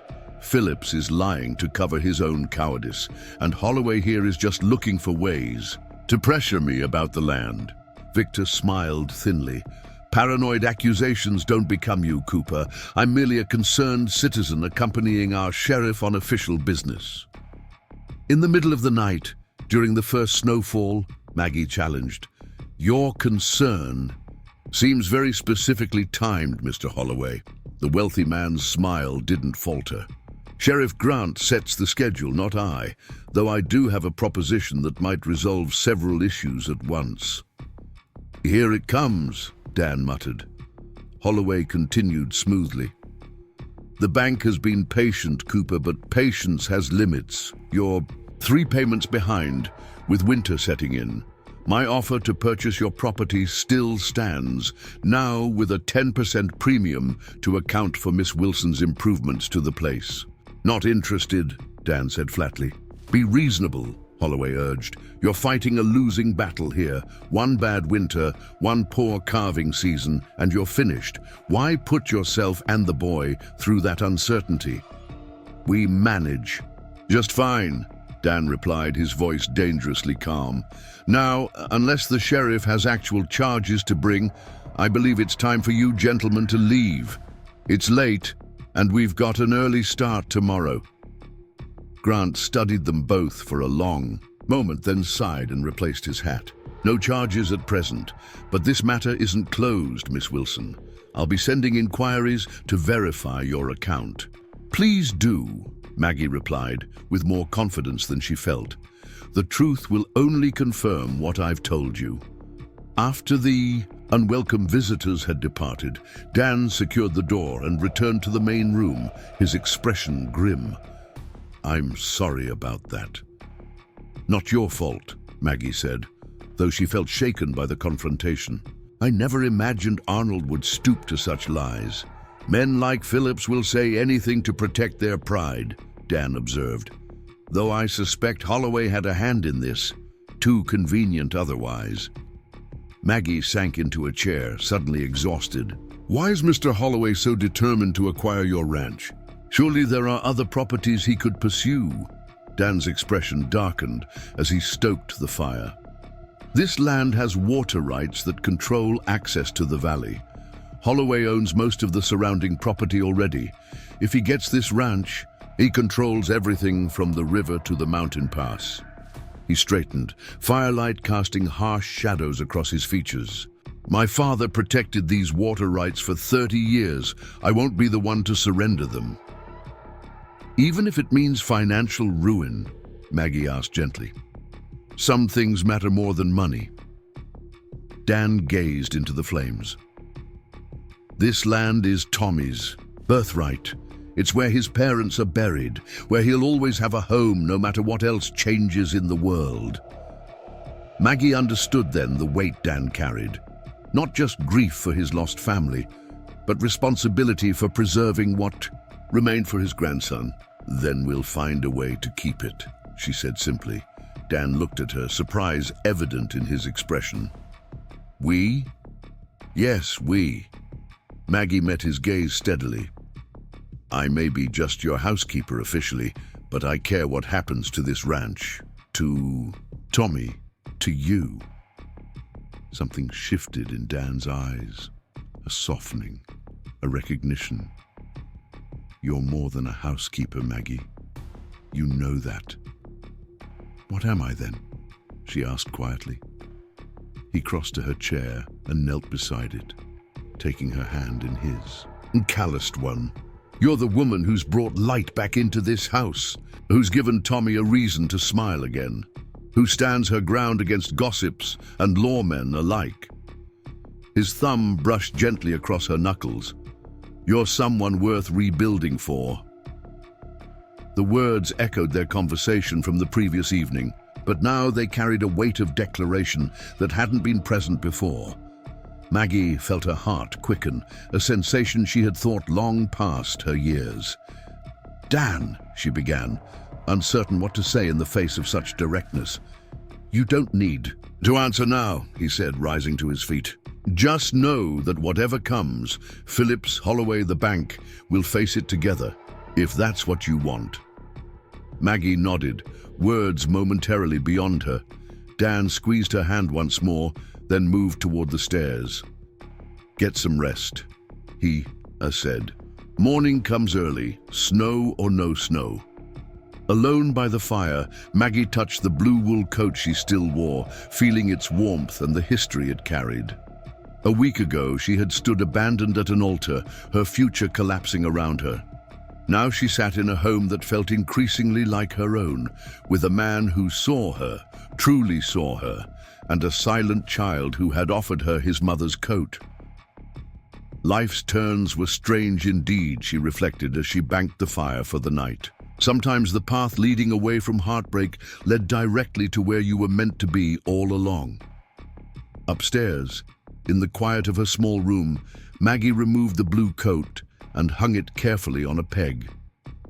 As she prepared for bed, her gaze fell on the carved wooden box she had brought with her from town, the one possession she truly valued. She opened it slowly, revealing its contents, a simple gold band that had belonged to her mother, a pressed flower from her father's funeral, a small daguerreotype of her parents on their wedding day, and a folded piece of paper containing the deed to a small piece of land in Pennsylvania, all that remained of her family home after her parents' medical debts were settled.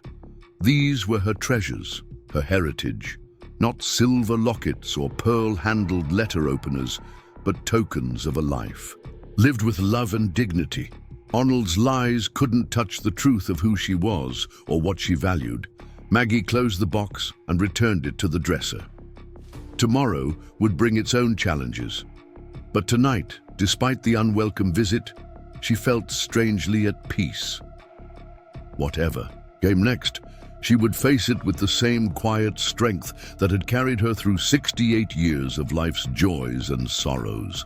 Outside, snow continued to fall, covering the ranch in pristine white. In the barn, horses shifted in their stalls, warm and secure.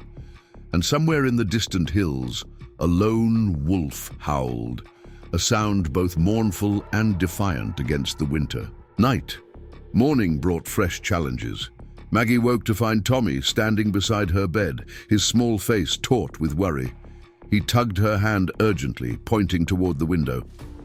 "What is it?" she asked, quickly pulling on her robe. A glance outside revealed the cause of his concern.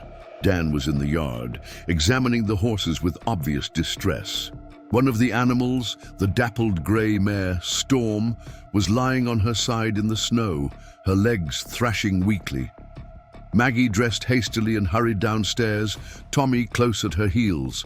The morning air bit through her clothes as she stepped. Outside, making her grateful for Sarah's sturdy coat. "What happened?" she called as she approached Dan. His face was grim. "Colic, I think. Found her like this at dawn." He stroked the mare's neck, murmuring soothing words that seemed to calm her somewhat. "She's in pain. Bad." Maggie knelt in the snow beside the distressed animal, assessing the situation with a critical eye. The mare's abdomen was visibly distended, her breathing labored. "How long has she been down?" "Not sure, hours maybe." Dan's voice was tight with concern. "I've seen it before, without a vet."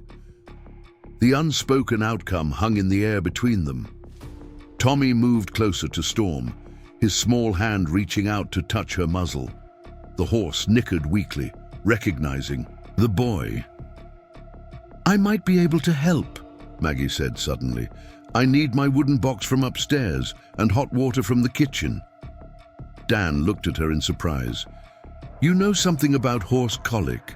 "My father raised horses," she explained, already moving toward the house. "I helped him treat them more times than I can count. No guarantees, but it's worth trying." Inside, Maggie retrieved her carved box and quickly sorted through the small cloth bags of dried herbs she kept inside, remedies passed down through generations of her family. She selected several, then hurried to the kitchen to prepare a strong infusion.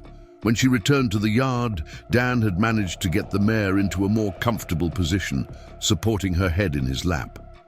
Tommy sat nearby, his face tear-streaked, but determined as he stroked Storm's neck.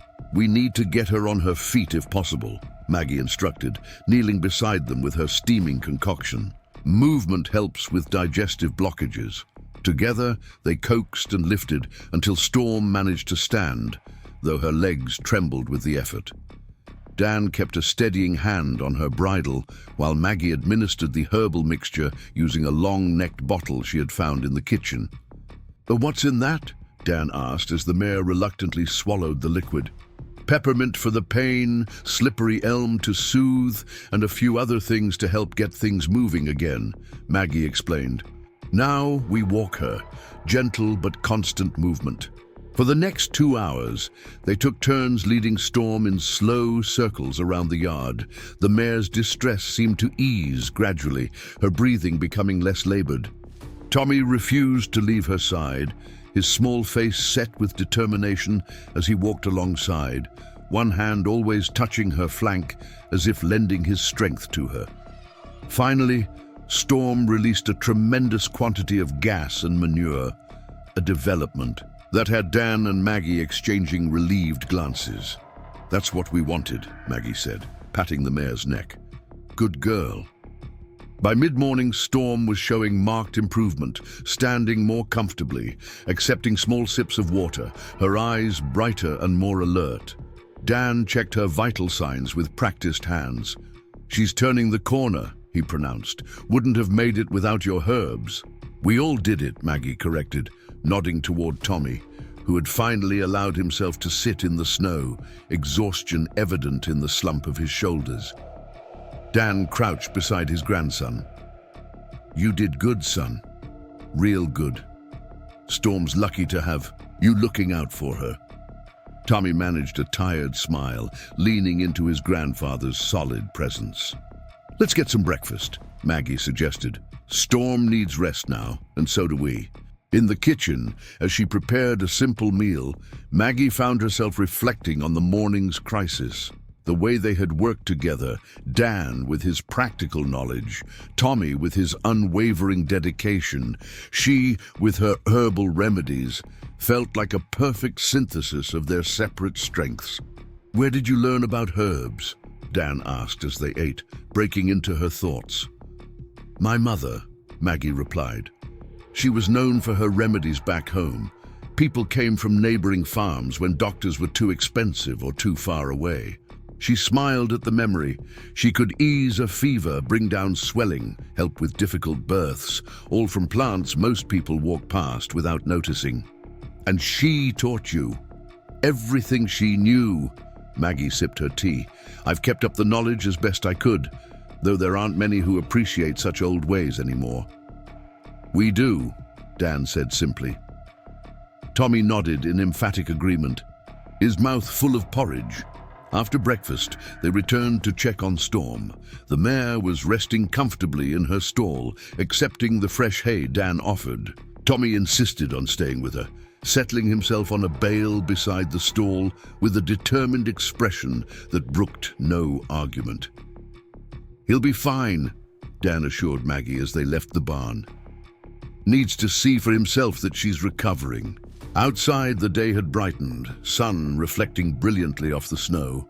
Maggie paused to appreciate the beauty of the winter landscape, the mountains sharp against the clear blue sky, the pine trees frosted with white, the untouched expanse of snow covering the fields. "It's magnificent," she breathed. Dan followed, her gaze. "Best view in the territory," he agreed. "Worth fighting for." The reminder of their precarious situation, Holloway's threats, the bank's pressure, the sheriff's suspicions, temporarily dimmed Maggie's appreciation of the scene. "What are we going to do about last night's visitors?" Dan's expression hardened as he gazed out over his land. "We fight back, but carefully. Grant's not a bad man at heart, just easily influenced by men like Holloway, who have money and connections." He turned to face Maggie. "First, we need to deal with these false accusations from Phillips. I'm thinking we should pay a visit to Pastor Mitchell." "The pastor?" Maggie questioned. "How would he help?" "He witnessed everything that happened at the church that day. His word carries weight, even with Grant." Dan's voice was steady, measured. "And we need to reach out to Clara Thompson again. She has connections with the telegraph operator, might be able to find out exactly what message came through and who sent it." Maggie nodded, impressed by his strategic thinking. "And what about Holloway and the bank?" "That's a harder problem," Dan admitted. "The debt is real enough. 3 bad seasons in a row saw to that. I've been selling off stock to make partial payments, but it's not enough." He sighed, a rare admission of the weight he carried. "We need a good spring calving and strong prices at the summer market to catch up." "Is there nothing else that can be done? No other source of income?" Dan hesitated. "There might be. The east pasture has good soil for farming, not just grazing. With work, it could yield a decent crop by late summer." He gestured toward the distant field. "But that would require seed money we don't have, and more hands than just mine." "What about your neighbors? Surely some would help." "Most are in the same boat, struggling to hold onto their own land with Holloway circling like a vulture." Dan's mouth quirked in a humorless smile. "He's been buying up debts from the bank, then foreclosing when folks can't pay, building himself quite an empire." Maggie's mind worked, considering possibilities. "What about my teaching? Surely there are children on neighboring farms who need education." "I could offer lessons." Dan looked thoughtful. "That might work. Winter months, families keep their children close anyway. Having a trained teacher offer schooling would be valuable." His expression softened. "You'd do that?" "Of course," Maggie replied without hesitation. "It's what I know, what I'm good at, and it would bring in some income while we wait for spring." Dan's gaze held hers, something warming in his eyes at her use of "we." "I'll put the word out. Edwards would be a good place to start. He has 4 children of school age." Their planning was interrupted by Tommy running from the barn, waving excitedly. He grabbed Maggie's hand and pulled her toward the house, pointing urgently at the stove. "The herbs for Storm," Maggie realized. "He wants me to make more of the remedy." Inside, she prepared a fresh batch while Tommy watched intently, his eyes tracking her every movement. When she measured the dried herbs, he pointed questioningly. "Would you like to learn how to make it?" she asked. He nodded eagerly. Maggie slowed her movements, naming each herb as she added it to the pot. Peppermint for pain and digestion, slippery elm bark to soothe inflammation, chamomile to calm. She let him smell each one before adding it. "And a bit of licorice root to make it more palatable. Horses don't mind the taste." Tommy absorbed the information with solemn concentration, his fingers tentatively touching each herb as she worked. When the mixture was ready, he insisted on carrying it to the barn himself, his small hands careful with the steaming container. Dan, who had followed them inside, watched this interaction with an expression Maggie couldn't quite read. "You're good with him," he said quietly. "Patient." "He makes it easy," she replied. "He wants to learn." Sarah was the same way, always collecting plant knowledge from the older women in the valley. John used to tease her about her witch's garden behind the house. A shadow crossed his face at the memory. She would have liked seeing you teach Tommy these things. The simple statement touched Maggie deeply. To be considered a worthy successor to Tommy's mother's legacy was no small thing. "Thank you for saying that." Dan nodded, then glanced toward the window where snow had begun to fall again, light flurries dancing in the morning air. "Weather's holding for now, but I smell a bigger storm coming. I need to check the north pasture fence before it hits." He hesitated. "Will you be all right here with Tommy?" "Of course," Maggie assured him. "We'll tend to storm and perhaps start organizing supplies for a schoolroom." Dan donned his heavy coat and hat, then paused at the door. "Maggie," he began, then seemed to think better of whatever he had been about to say. "I won't be long." After he departed, Maggie and Tommy returned to the barn, where Storm accepted the second dose of herbal remedy with more willingness than the first. The mare's condition had improved remarkably. She was standing easily now, occasionally pawing at the fresh straw in her stall, a good sign of returning energy. "She'll be fine," Maggie assured Tommy as they sat together on a hay bale. "Horses are strong creatures. They just need a little help sometimes." Tommy leaned against her side, a gesture that had become increasingly natural over the past days. His trust was a gift Maggie treasured, all the more precious for being so sparingly given. "Would you like to hear more about the herbs?" she asked. "My mother taught me about many plants that help with healing." Tommy nodded, his expression eager. For the next hour, Maggie shared the knowledge that had been passed down through generations of her family, which plants eased pain, which reduced fever, which helped with breathing troubles or stomach ailments. Tommy listened with rapt attention, occasionally reaching out to touch her hand when he wanted her to repeat something. "When spring comes," she promised, "I'll show you where to find these plants growing wild. We'll start a proper herb garden, like your mother had." The boy's eyes lit up at this prospect, and Maggie felt a wave of tenderness wash over her. This silent child had worked his way into her heart with astonishing speed and thoroughness. They remained in the barn until midday, when hunger and cold drove them back to the house. As Maggie prepared a simple lunch, Tommy sat at the table drawing on a slate she had found in the storeroom.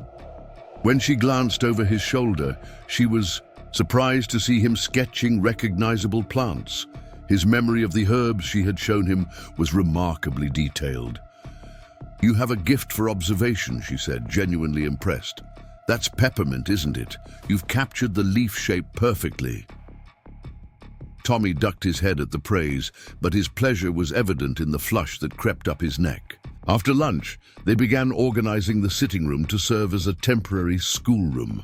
Maggie envisioned how she would arrange the space to accommodate several children of varying ages, while Tommy helped move furniture and clean the slate board she had discovered. "We'll need chalk," she mused, mentally cataloging supplies. "And paper if possible. Perhaps some of the neighboring families have books they could share." Tommy tugged at her sleeve and pointed toward the storeroom. Following him, Maggie watched as he climbed on a stool to reach a high shelf, retrieving a dusty wooden box. Inside were school supplies, chalk, slates, a primer, and several well-worn readers. "Are these from when your mother taught you?" Maggie asked. Tommy nodded, running his fingers over the primer with a wistful expression. "She must have been a wonderful teacher," Maggie said softly. "Would it be all right if we use these things for our school?" The boy considered this for a moment, then nodded decisively. He carried the box to the sitting room and began arranging its contents on the small table by the window, his movements purposeful and precise. As the afternoon advanced, Maggie grew increasingly concerned about Dan's absence, the light snowfall, had intensified, reducing visibility across the ranch yard. She found herself checking the window frequently, straining to see through the thickening curtain of white. Tommy noticed her concern. He touched her arm and pointed to the tall grandfather. Clock in the corner, then held up 4 fingers. He said he'd be back by 4, Maggie guessed. Tommy nodded, then pointed to the clock again, which showed just past 2. You're right, she agreed, forcing a smile. No need to worry yet. They continued their preparations, but Maggie's unease grew as the appointed hour approached and passed with no sign of Dan. The snow was falling heavily now, the wind driving it into drifts against the house. By 5 o'clock, twilight was settling over the ranch, the early darkness of winter compounding the gloom of the storm. Tommy stood at the window, his small face pressed against the glass, scanning the white landscape for his grandfather. Maggie joined him, placing a gentle hand on his shoulder. "I'm sure he's fine," she said with more confidence than she felt. "He knows this land better than anyone. He probably took shelter when the storm worsened." Tommy looked up at her, doubt clear in his eyes. "Tell you what," Maggie suggested, turning him away from the window. "Let's make supper and keep it warm for when he returns. He'll be hungry after being out in this cold." They busied themselves in the kitchen, preparing a hearty stew with the last of the garden vegetables and preserved meat from the cellar. Maggie kept the conversation flowing, describing the lessons she planned to teach and asking Tommy's opinion on various arrangements for the schoolroom. He responded with nods or gestures, but his attention remained divided, his gaze frequently drifting to the window. By 7 o'clock, with full darkness settled outside and the storm howling around the eaves, Maggie could no longer pretend that everything was fine. Dan was 3 hours late, lost in a blizzard that showed no signs of abating. "Tommy," she said, kneeling to meet his eyes, "I think we need to prepare for the possibility that your grandfather may be stranded somewhere on the property." She kept her voice calm, matter of fact. "He's a smart man, so he would have found shelter, but we should be ready to help if needed." The boy's eyes widened with fear, but he straightened his shoulders and nodded, ready to be useful. "First, we need to make sure the lantern in the window stays lit," Maggie instructed. "It will guide him home if he's lost in the storm. Can you keep watch on that?" Tommy moved immediately to check the lantern, adjusting the wick to ensure a bright, steady flame. "Good," Maggie approved. "Now I'm going to prepare some things we might need. Hot water, blankets, my healing herbs. If he's been out in this cold for hours, he'll need warming when he returns." They worked together, in quiet efficiency, Maggie gathering medical supplies, while Tommy maintained a vigilant watch at the window. She heated water and prepared a strong herbal infusion for warmth and restoration, hanging blankets near the fire to warm them. As the evening stretched on with no sign of Dan, Maggie found herself fighting rising panic. What if he had fallen in a remote part of the property? What if his horse had stumbled in a hidden ravine? The possibilities grew more dire with each passing hour. Tommy refused to go to bed, insisting on maintaining his post by the window. Maggie didn't have the heart to force the issue. Instead, she brought a quilt and wrapped it around his shoulders, sitting beside him on the wide windowsill. "Your grandfather is the strongest, most capable man I've ever met," she told him softly. "If anyone can survive a blizzard, it's him." Tommy leaned against her, accepting the comfort she offered, and together they watched the snow swirl in, the pool of light cast by the lantern. Just before midnight, when Maggie was considering whether they should attempt a search despite the dangers, a shape emerged from the darkness, a horse moving slowly through the deep snow, a hunched figure on its back. "There!" she exclaimed, jumping to her feet. "Tommy, it's him!" The boy was already running for the door, flinging it open to the howling wind and stinging snow. Maggie grabbed a lantern and followed, wading through drifts that reached above. Her knees Dan's horse trudged the final yards to the house, steam rising from its heaving flanks. Dan himself was barely recognizable, covered in snow, his form rigid with cold. As they reached him, Maggie saw that his face was deathly pale, his lips tinged with blue. "Inside," she directed, helping him dismount while Tommy held the lantern. "Hi. Tommy, the barn door is too far. Tie the horse to the porch rail for now. We'll tend to it once your grandfather is warm." Dan stumbled as his feet hit the ground, nearly collapsing against Maggie. She braced herself against his weight, alarmed by the lack of coordination in his movements.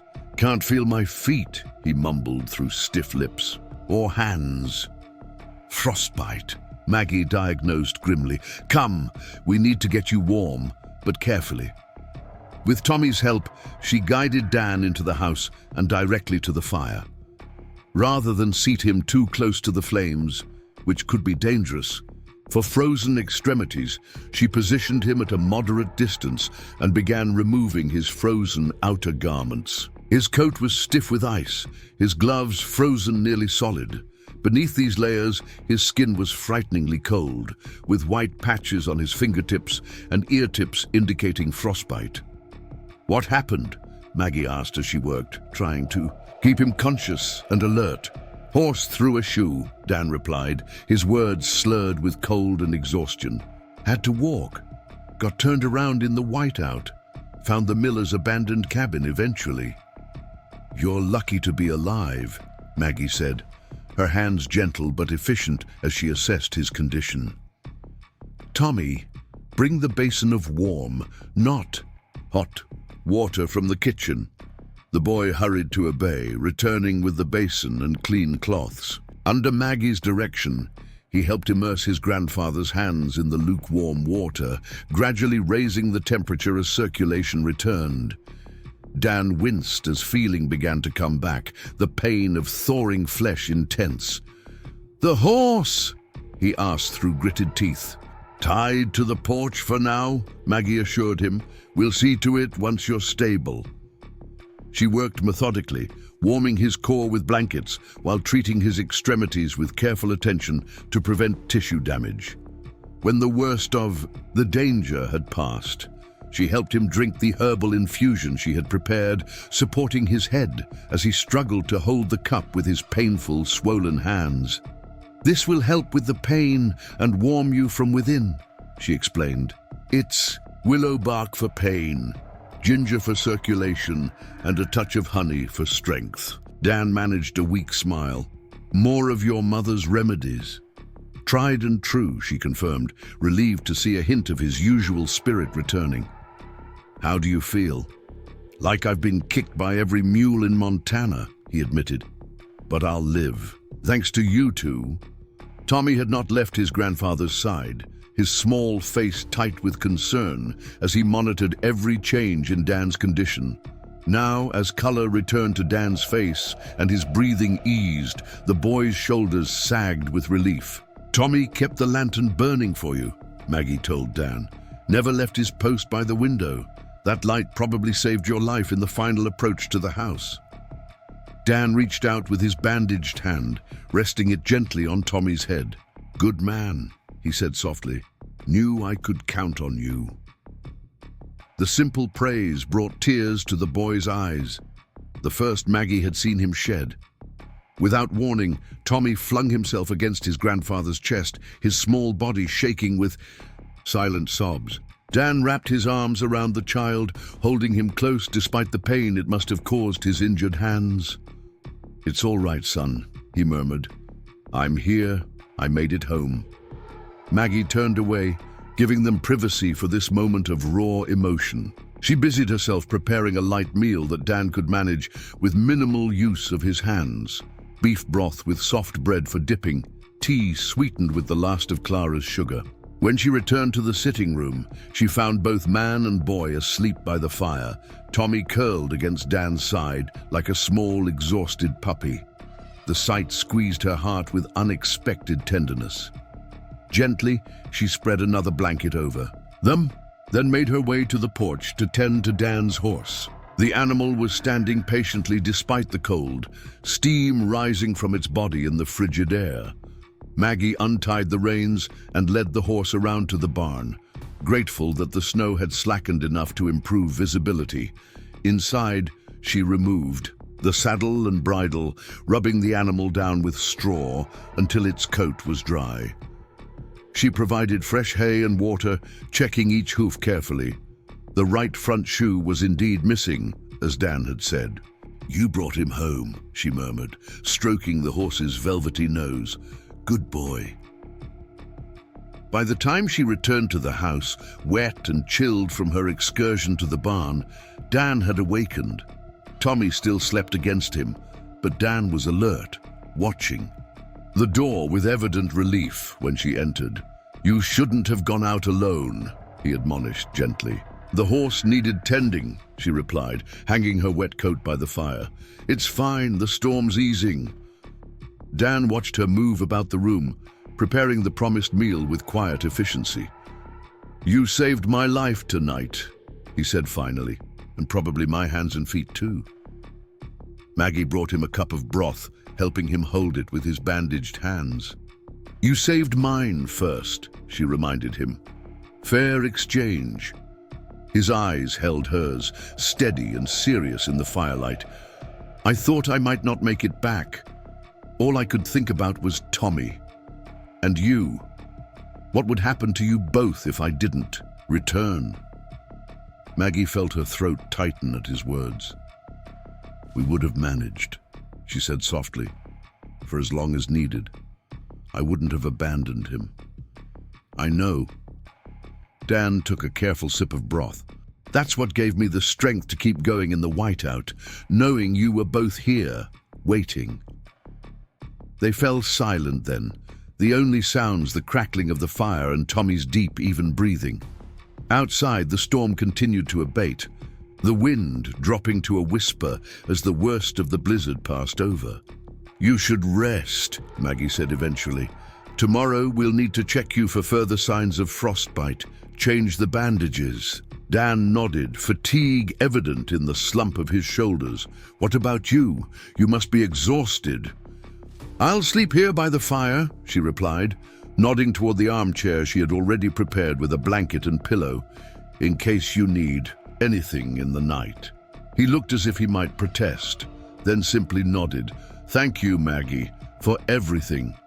She helped him arrange himself more comfortably on the sofa without disturbing Tommy, ensuring his injured extremities were properly elevated and wrapped. As she turned to leave him to rest, his voice stopped her. "Did you mean what you said yesterday about staying through the winter?" Maggie looked back at him, at this strong man made temporarily vulnerable by nature's fury, at the child sleeping, trustingly against his side. "Yes," she said simply, "I meant it." Dan's relief was visible even in the dim light. "Good," he murmured, his eyes already closing with exhaustion. "That's good." Maggie settled into the armchair, pulling the blanket around her shoulders as she maintained her vigil. The events of the day had clarified something she had been reluctant to acknowledge fully: her growing attachment to this makeshift family. It wasn't just gratitude or practicality that bound her to them now, but something deeper, something that had taken root in her heart with surprising speed. She watched the fire's dying embers, listening to the steady breathing of man and child across the room. Whatever came next, Philip's lies, Holloway's schemes, the bank's demands, they would face it together. Of that, at least, she was certain.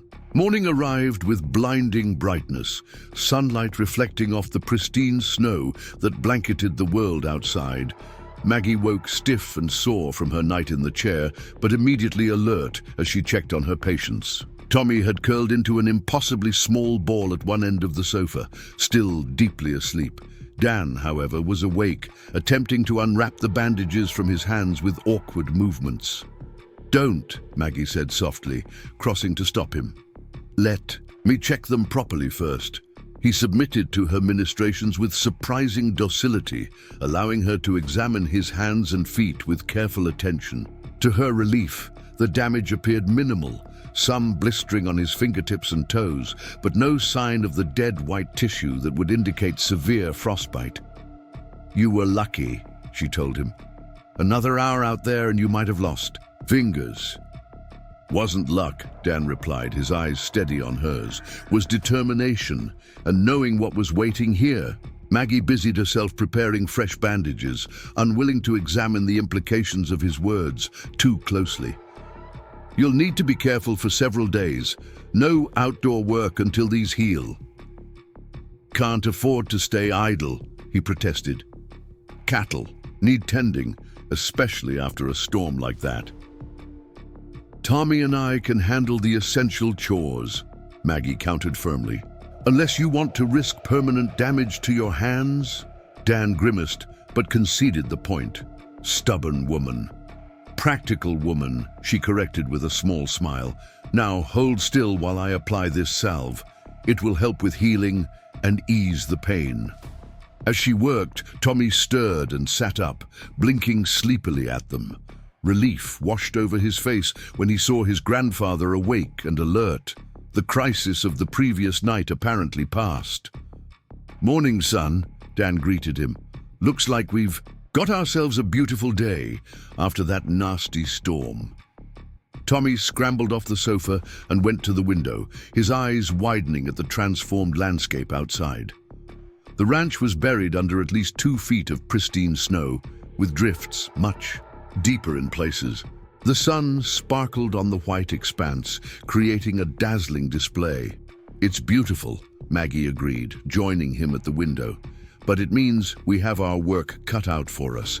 The animals will need paths cleared to their feed." Tommy looked up at her questioningly. "Yes, you can help," she assured him. "In fact, I'll need your guidance. I don't know the ranch routines as well as you do." The boy's chest puffed slightly at this acknowledgement of his expertise. He pointed to himself, then to the door, clearly eager to begin. "Breakfast first," Maggie insisted. "Neither of us will get far in that snow on empty stomachs." While Tommy wolfed down porridge, sweetened with the last of the honey, Maggie prepared a more substantial meal for Dan, who needed strength to recover from his ordeal. She was pleased to see him eat with good appetite, a positive sign after such exposure to the cold. "I want you to stay by the fire today," she instructed as she gathered the breakfast dishes. "Keep those extremities warm and elevated when possible. If you behave, perhaps tomorrow you can help with indoor tasks." Dan raised an eyebrow at her authoritative tone. "You're quite the commanding presence, Miss Wilson." "Years of teaching children," she replied lightly. "One develops a certain tone." His expression sobered. "Thank you, Maggie. Truly, I don't know what might have happened if you hadn't been here."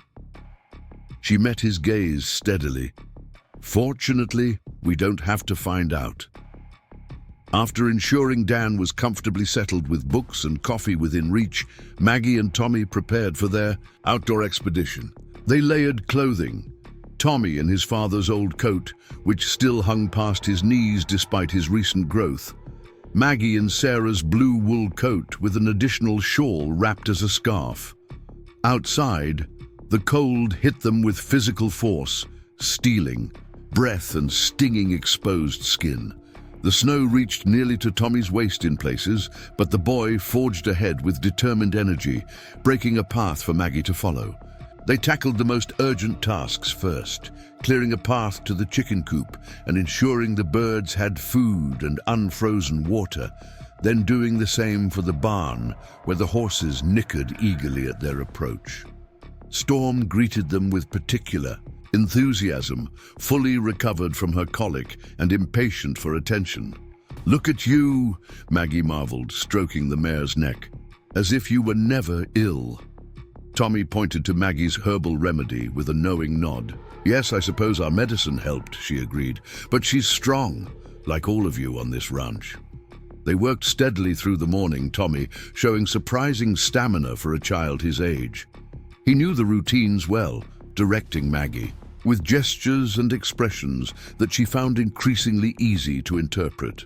By noon, they had established paths to all the essential outbuildings and checked on the cattle in the nearest pasture. When they finally returned to the house, red-cheeked and exhausted, they found Dan attempting to prepare lunch with his bandaged hands.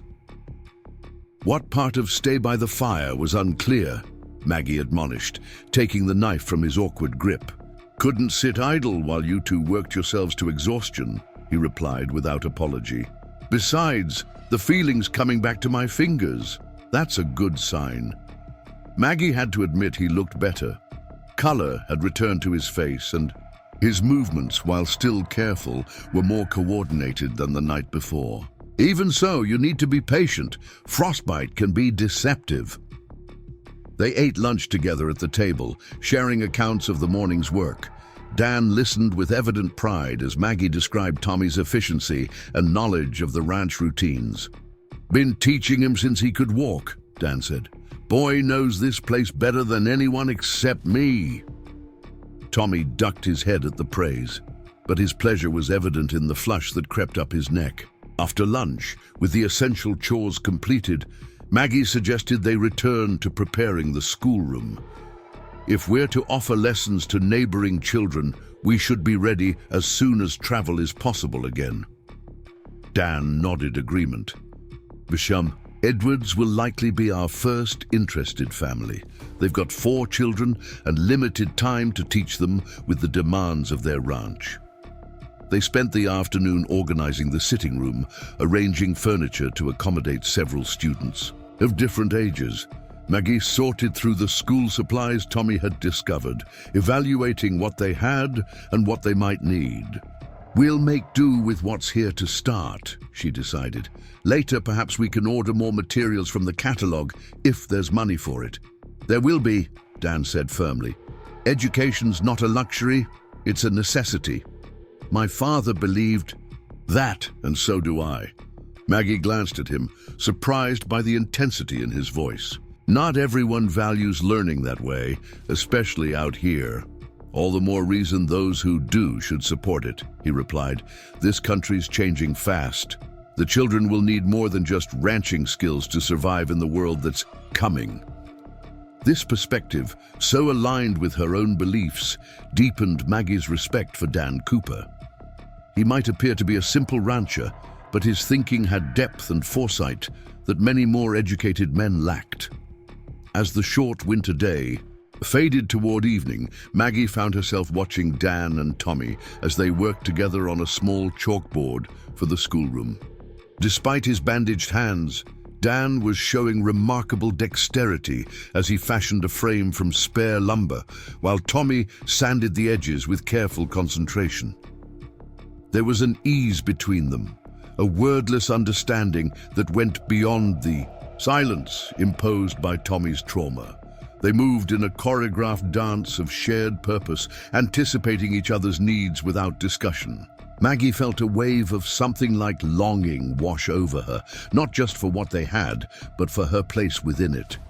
In the short time she'd been at the ranch, she had begun to feel part of this small family unit, filling a space that had been empty too long. "Penny for your thoughts," Dan said, looking up to find her watching them. "Just appreciating your craftsmanship," she replied, deflecting the question.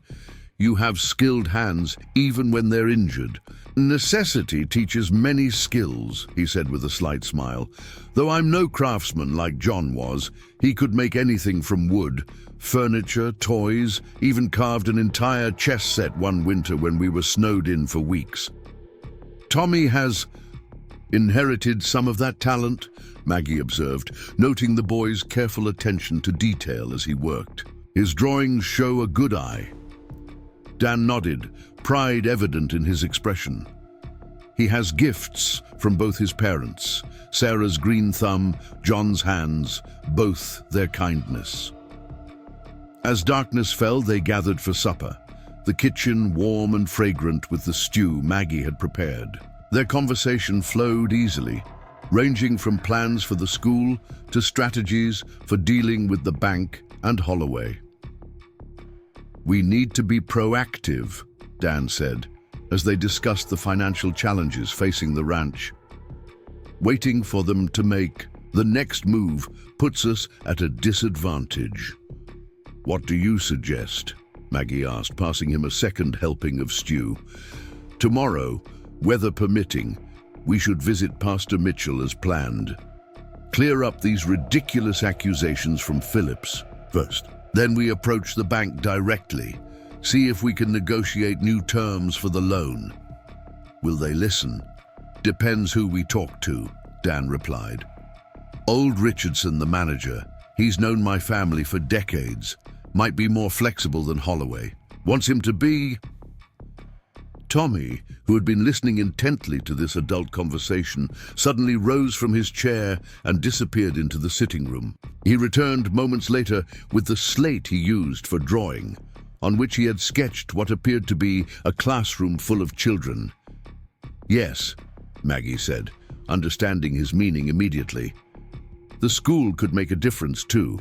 If we can bring in even a modest income from teaching, it might help with the immediate shortfall. Dan studied the drawing, then looked at his grandson with a thoughtful expression. You're right, Tommy. We need to use all the resources we have. He glanced at Maggie, including your skills as a teacher. The simple acknowledgement of her value, her contribution to their struggle, warmed Maggie deeply. Throughout her life, she had been defined primarily by what she lacked: a husband, children of her own, youth and beauty, rather than by what she offered. Dan's matter-of-fact recognition of her abilities as an asset felt like a gift. After supper, as the three of them sat by the fire, Maggie found herself thinking of the stark differences between her life a week ago and now. Then she had been preparing to marry Arnold Phillips, a man she barely knew, out of a combination of loneliness and practical necessity. Now, she sat in a remote ranch house with a man and child who had begun to feel like family, facing serious challenges, but with a sense of purpose and belonging she had nearly forgotten was possible. "What are you smiling about?" Dan asked, catching her expression. "Just thinking about the strange turns life takes," she replied honestly. "A week ago, I was standing in that church, feeling like my world had ended, and now, he prompted when she trailed off. Maggie met his gaze steadily. "Now I'm wondering if perhaps it was just beginning." The morning dawned clear and cold, the sky a perfect crystalline blue above the snow-covered landscape. Dan's hands had improved enough that he insisted on accompanying Maggie and Tommy to town, despite her concerns. "Some things a man needs to handle himself," he said, as he carefully pulled on his gloves, wincing slightly at the pressure on his healing skin. Dealing with gossip is one of them. They set out after breakfast, the sleigh cutting a smooth path through the fresh snow. Tommy sat between them on the seat, his face partially hidden by a woolen scarf Maggie had knitted for him from yarn found in the storeroom. Despite the cold, there was a festive air to their journey. The jingle of harness bells, the creak of snow beneath the runners, the occasional call of a winter bird. As they approached Pinecrest, Maggie felt a flutter of anxiety. This would be her first return to town since the humiliation at the church. She straightened her shoulders beneath Sarah's blue coat, determined to face whatever awaited with dignity. "Remember," Dan said quietly as the first buildings came into view, "we have nothing to be ashamed of. Hold your head high." Maggie nodded, grateful for his steadying presence beside her. Tommy reached for her hand, his small, gloved fingers curling around hers in silent support. The main street was relatively quiet, with only a few people moving between buildings. Those who noticed their arrival stopped to stare, conversations halting mid-sentence. Maggie felt the weight of their scrutiny but kept her gaze forward, her expression composed. Dan guided the sleigh directly to the small, white church at the end of the street. Pastor Mitchell was outside, clearing snow from the steps, and looked up in surprise as they approached. "Mr. Cooper," he greeted, leaning on his shovel. "Miss Wilson, this is unexpected." "Need a word, Pastor," Dan said, helping Maggie and Tommy down from the sleigh. about the lies being spread regarding Miss Wilson. The pastor's expression grew serious. I heard something of that from Sheriff Grant. Perhaps we should step inside. In the church's small office, Maggie sat straight-backed in the visitor's chair, with Tommy standing beside her and Dan positioning himself protectively at her shoulder. Pastor Mitchell listened without interruption as they explained the situation. Philip's false accusations, Holloway's pressure on the bank, and Sheriff Grant's suspicious questions. "I see," the pastor said when they had finished. "This puts all of us in an awkward position." "How so?" Dan asked, his voice carefully neutral. "Well, the telegraph did come from Pennsylvania, mentioning items supposedly taken." The pastor cleared his throat uncomfortably. "But the timing was suspicious, arriving just as Mr. Holloway was expressing interest in your property. And of course, I witnessed Mr. Phillips's absence from the ceremony." "Then you know his claims are false," Maggie stated firmly. "I believe they are," Pastor Mitchell agreed. "But belief isn't proof.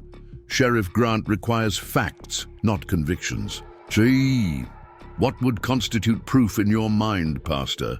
Dan asked. The older man considered this. "A counter-message from a reputable source in Pennsylvania, confirming Miss Wilson's good character and the falsehood of the accusations, would carry significant weight." Maggie straightened. "My former employer, Headmaster Williams at the Oak Ridge School, would vouch for me without hesitation, as would Dr. Bennett, who cared for my parents in their final illness." "Then perhaps we should send telegraphs immediately," the pastor suggested. "I would be willing to add my own character reference based on your year of teaching here." Relief washed through Maggie at this unexpected support. "Thank you, Pastor. That would mean a great deal." As they prepared to leave, Pastor Mitchell held Dan back for a moment. "I feel I should mention," he said quietly, "there's talk in town about your living arrangements." Dan's expression hardened. "Gossip doesn't concern me." "Perhaps it should," the pastor replied gently, "not for your sake, but for Miss Wilson's reputation, and for the boy." Tommy, who had been examining a painting of Noah's Ark on the wall, turned at this, his eyes suddenly alert. "What exactly are you suggesting, Pastor?" Maggie asked, her voice steady despite the flush rising in her cheeks. The older man looked uncomfortable but determined. "Only that if your arrangement is to continue, perhaps it should be formalized. For propriety's sake." Dan's jaw tightened. "You're suggesting marriage?" "I am," Pastor Mitchell acknowledged, "though I would hope for better reasons than mere propriety." A tense silence fell over the room. Maggie found herself unable to look at Dan, her gaze fixed instead on Tommy, who was watching the adults with extraordinary intensity. "That's a discussion for another time," Dan said finally. "Right now, our priority is clearing Miss Wilson's name and securing the ranch." They left the church in thoughtful silence, the pastor's suggestion hanging between them like an unsprung trap.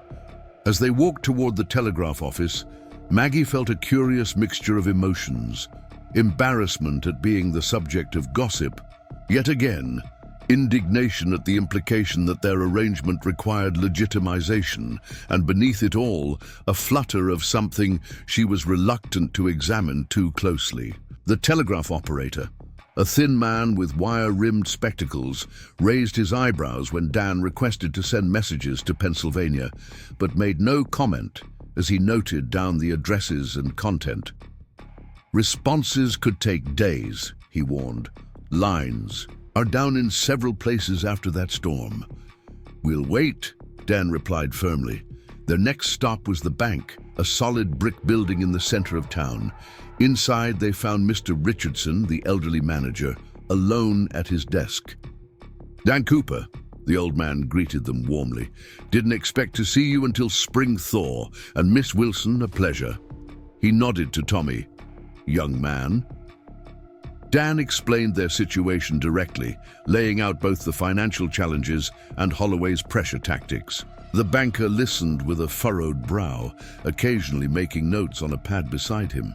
"It's true, Holloway's been buying up notes," Richardson admitted when Dan had finished. "Not just yours. Half a dozen ranches in the valley. Says he's consolidating for efficiency. He's building an empire," Dan corrected flatly, "at the expense of families who've worked this land for generations." Richardson sighed heavily. "I won't argue that point, but the bank has obligations to its depositors. Your note is substantial, Dan, and significantly in arrears." "I'm aware," Dan acknowledged. "I'm not asking for forgiveness of the debt, just restructuring. And perhaps a small additional advance for spring planting. That's a tall order given the current situation." Maggie, who had been listening quietly, leaned forward. "Mr. Richardson, I've begun offering schooling at the ranch, several neighboring. Families have expressed interest in sending their children. The income won't be substantial, but it will be regular through the winter months." The banker's eyebrows rose in interest. "A school, you say?" "A proper one," Maggie confirmed, "with a certified teacher, myself, and appropriate materials. Many of these children have limited access to education, especially during winter." Richardson tapped his pen thoughtfully. "The bank does take community development into consideration when evaluating loans." "And what about the water rights?" Dan asked directly. "That's what Holloway really wants." Richardson's expression confirmed the truth of this statement. He's made no secret of it. "Offered to pay the bank a premium for your note specifically." "Those rights have been with my family for 3 generations, Dan said, his voice low and intense. "They should. Pass to Tommy, not to a man who sees water as a commodity to be controlled." Gee, the old banker studied them for a long moment. Dan with his bandaged hands and unwavering determination, Maggie in her borrowed blue coat and quiet dignity, Tommy with his solemn eyes that missed nothing. "I'll need to present a formal proposal." "To the board," he said finally, "but I believe we might be able to work something out, particularly if this school proves successful."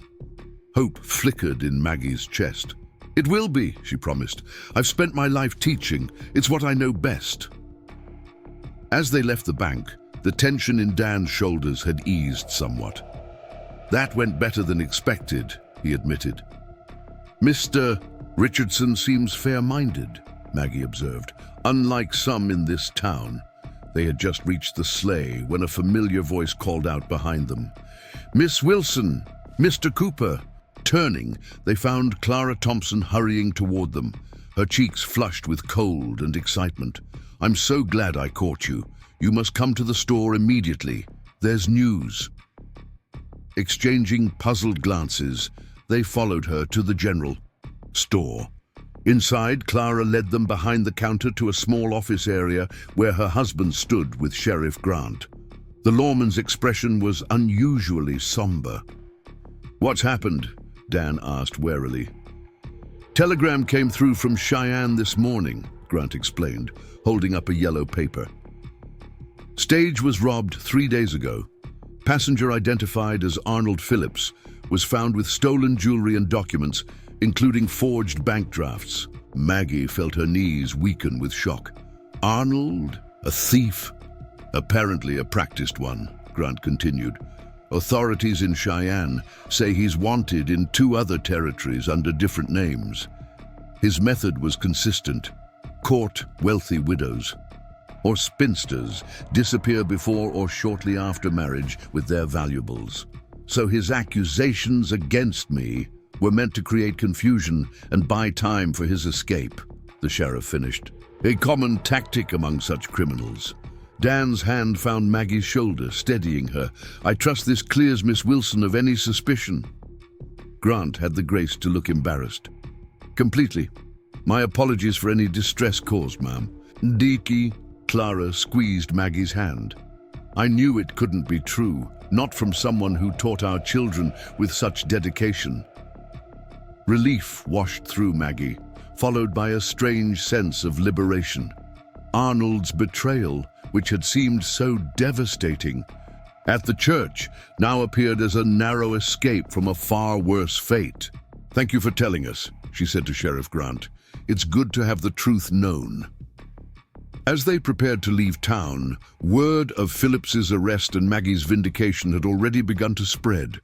People who had earlier avoided eye contact now offered nods or hesitant greetings. Maggie acknowledged them with quiet dignity, neither gloating nor showing resentment.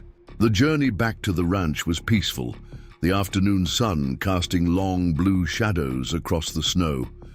Tommy fell asleep between them, his head nodding against Maggie's arm.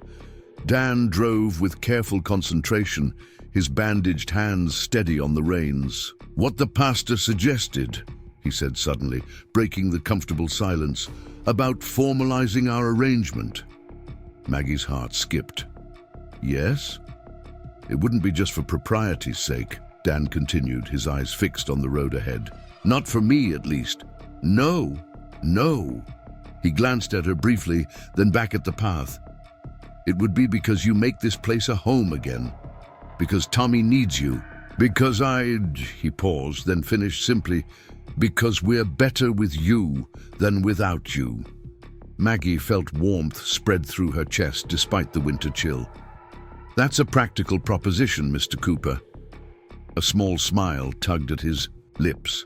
"Practical, yes, but not only practical." They drove on in silence for a while longer, the sleigh cutting smoothly through the snow. Finally, as the ranch came into view, Maggie spoke. "I would need to know that it's truly what you want," she said quietly, "not just what seems necessary or convenient. I've had enough of arrangements based solely on practicality." Dan guided the sleigh into the yard and brought it to a gentle stop. Tommy stirred but didn't wake, nestled warmly between them. In the late afternoon light, the farmhouse looked welcoming, smoke curling from the chimney against the winter sky. "Maggie," Dan said, turning to face her fully, "nothing about this is merely convenient or necessary. It's what I want, what we want." He nodded toward Tommy. "A family again, if you'll have us." The simplicity of his declaration, devoid of flowery promises or grand gestures, touched Maggie more deeply than Arnold's most eloquent letters ever had. This was real. A quiet, steady man offering not romance, but partnership, respect, and belonging. "I will," she replied, her voice soft but certain, "on one condition." "Name it." "That you kiss me now, before we wake Tommy, so we'll know for sure there's more than just practicality between us." Dan's eyes crinkled with unexpected humor. "That seems a reasonable request." He leaned across the sleeping boy, his hand gently cupping Maggie's cheek. The kiss was tentative at first, then warming with quiet certainty, not the passionate embrace of young lovers, but something equally powerful. A promise, a beginning. When they separated, Tommy was looking up at them with wide, startled eyes.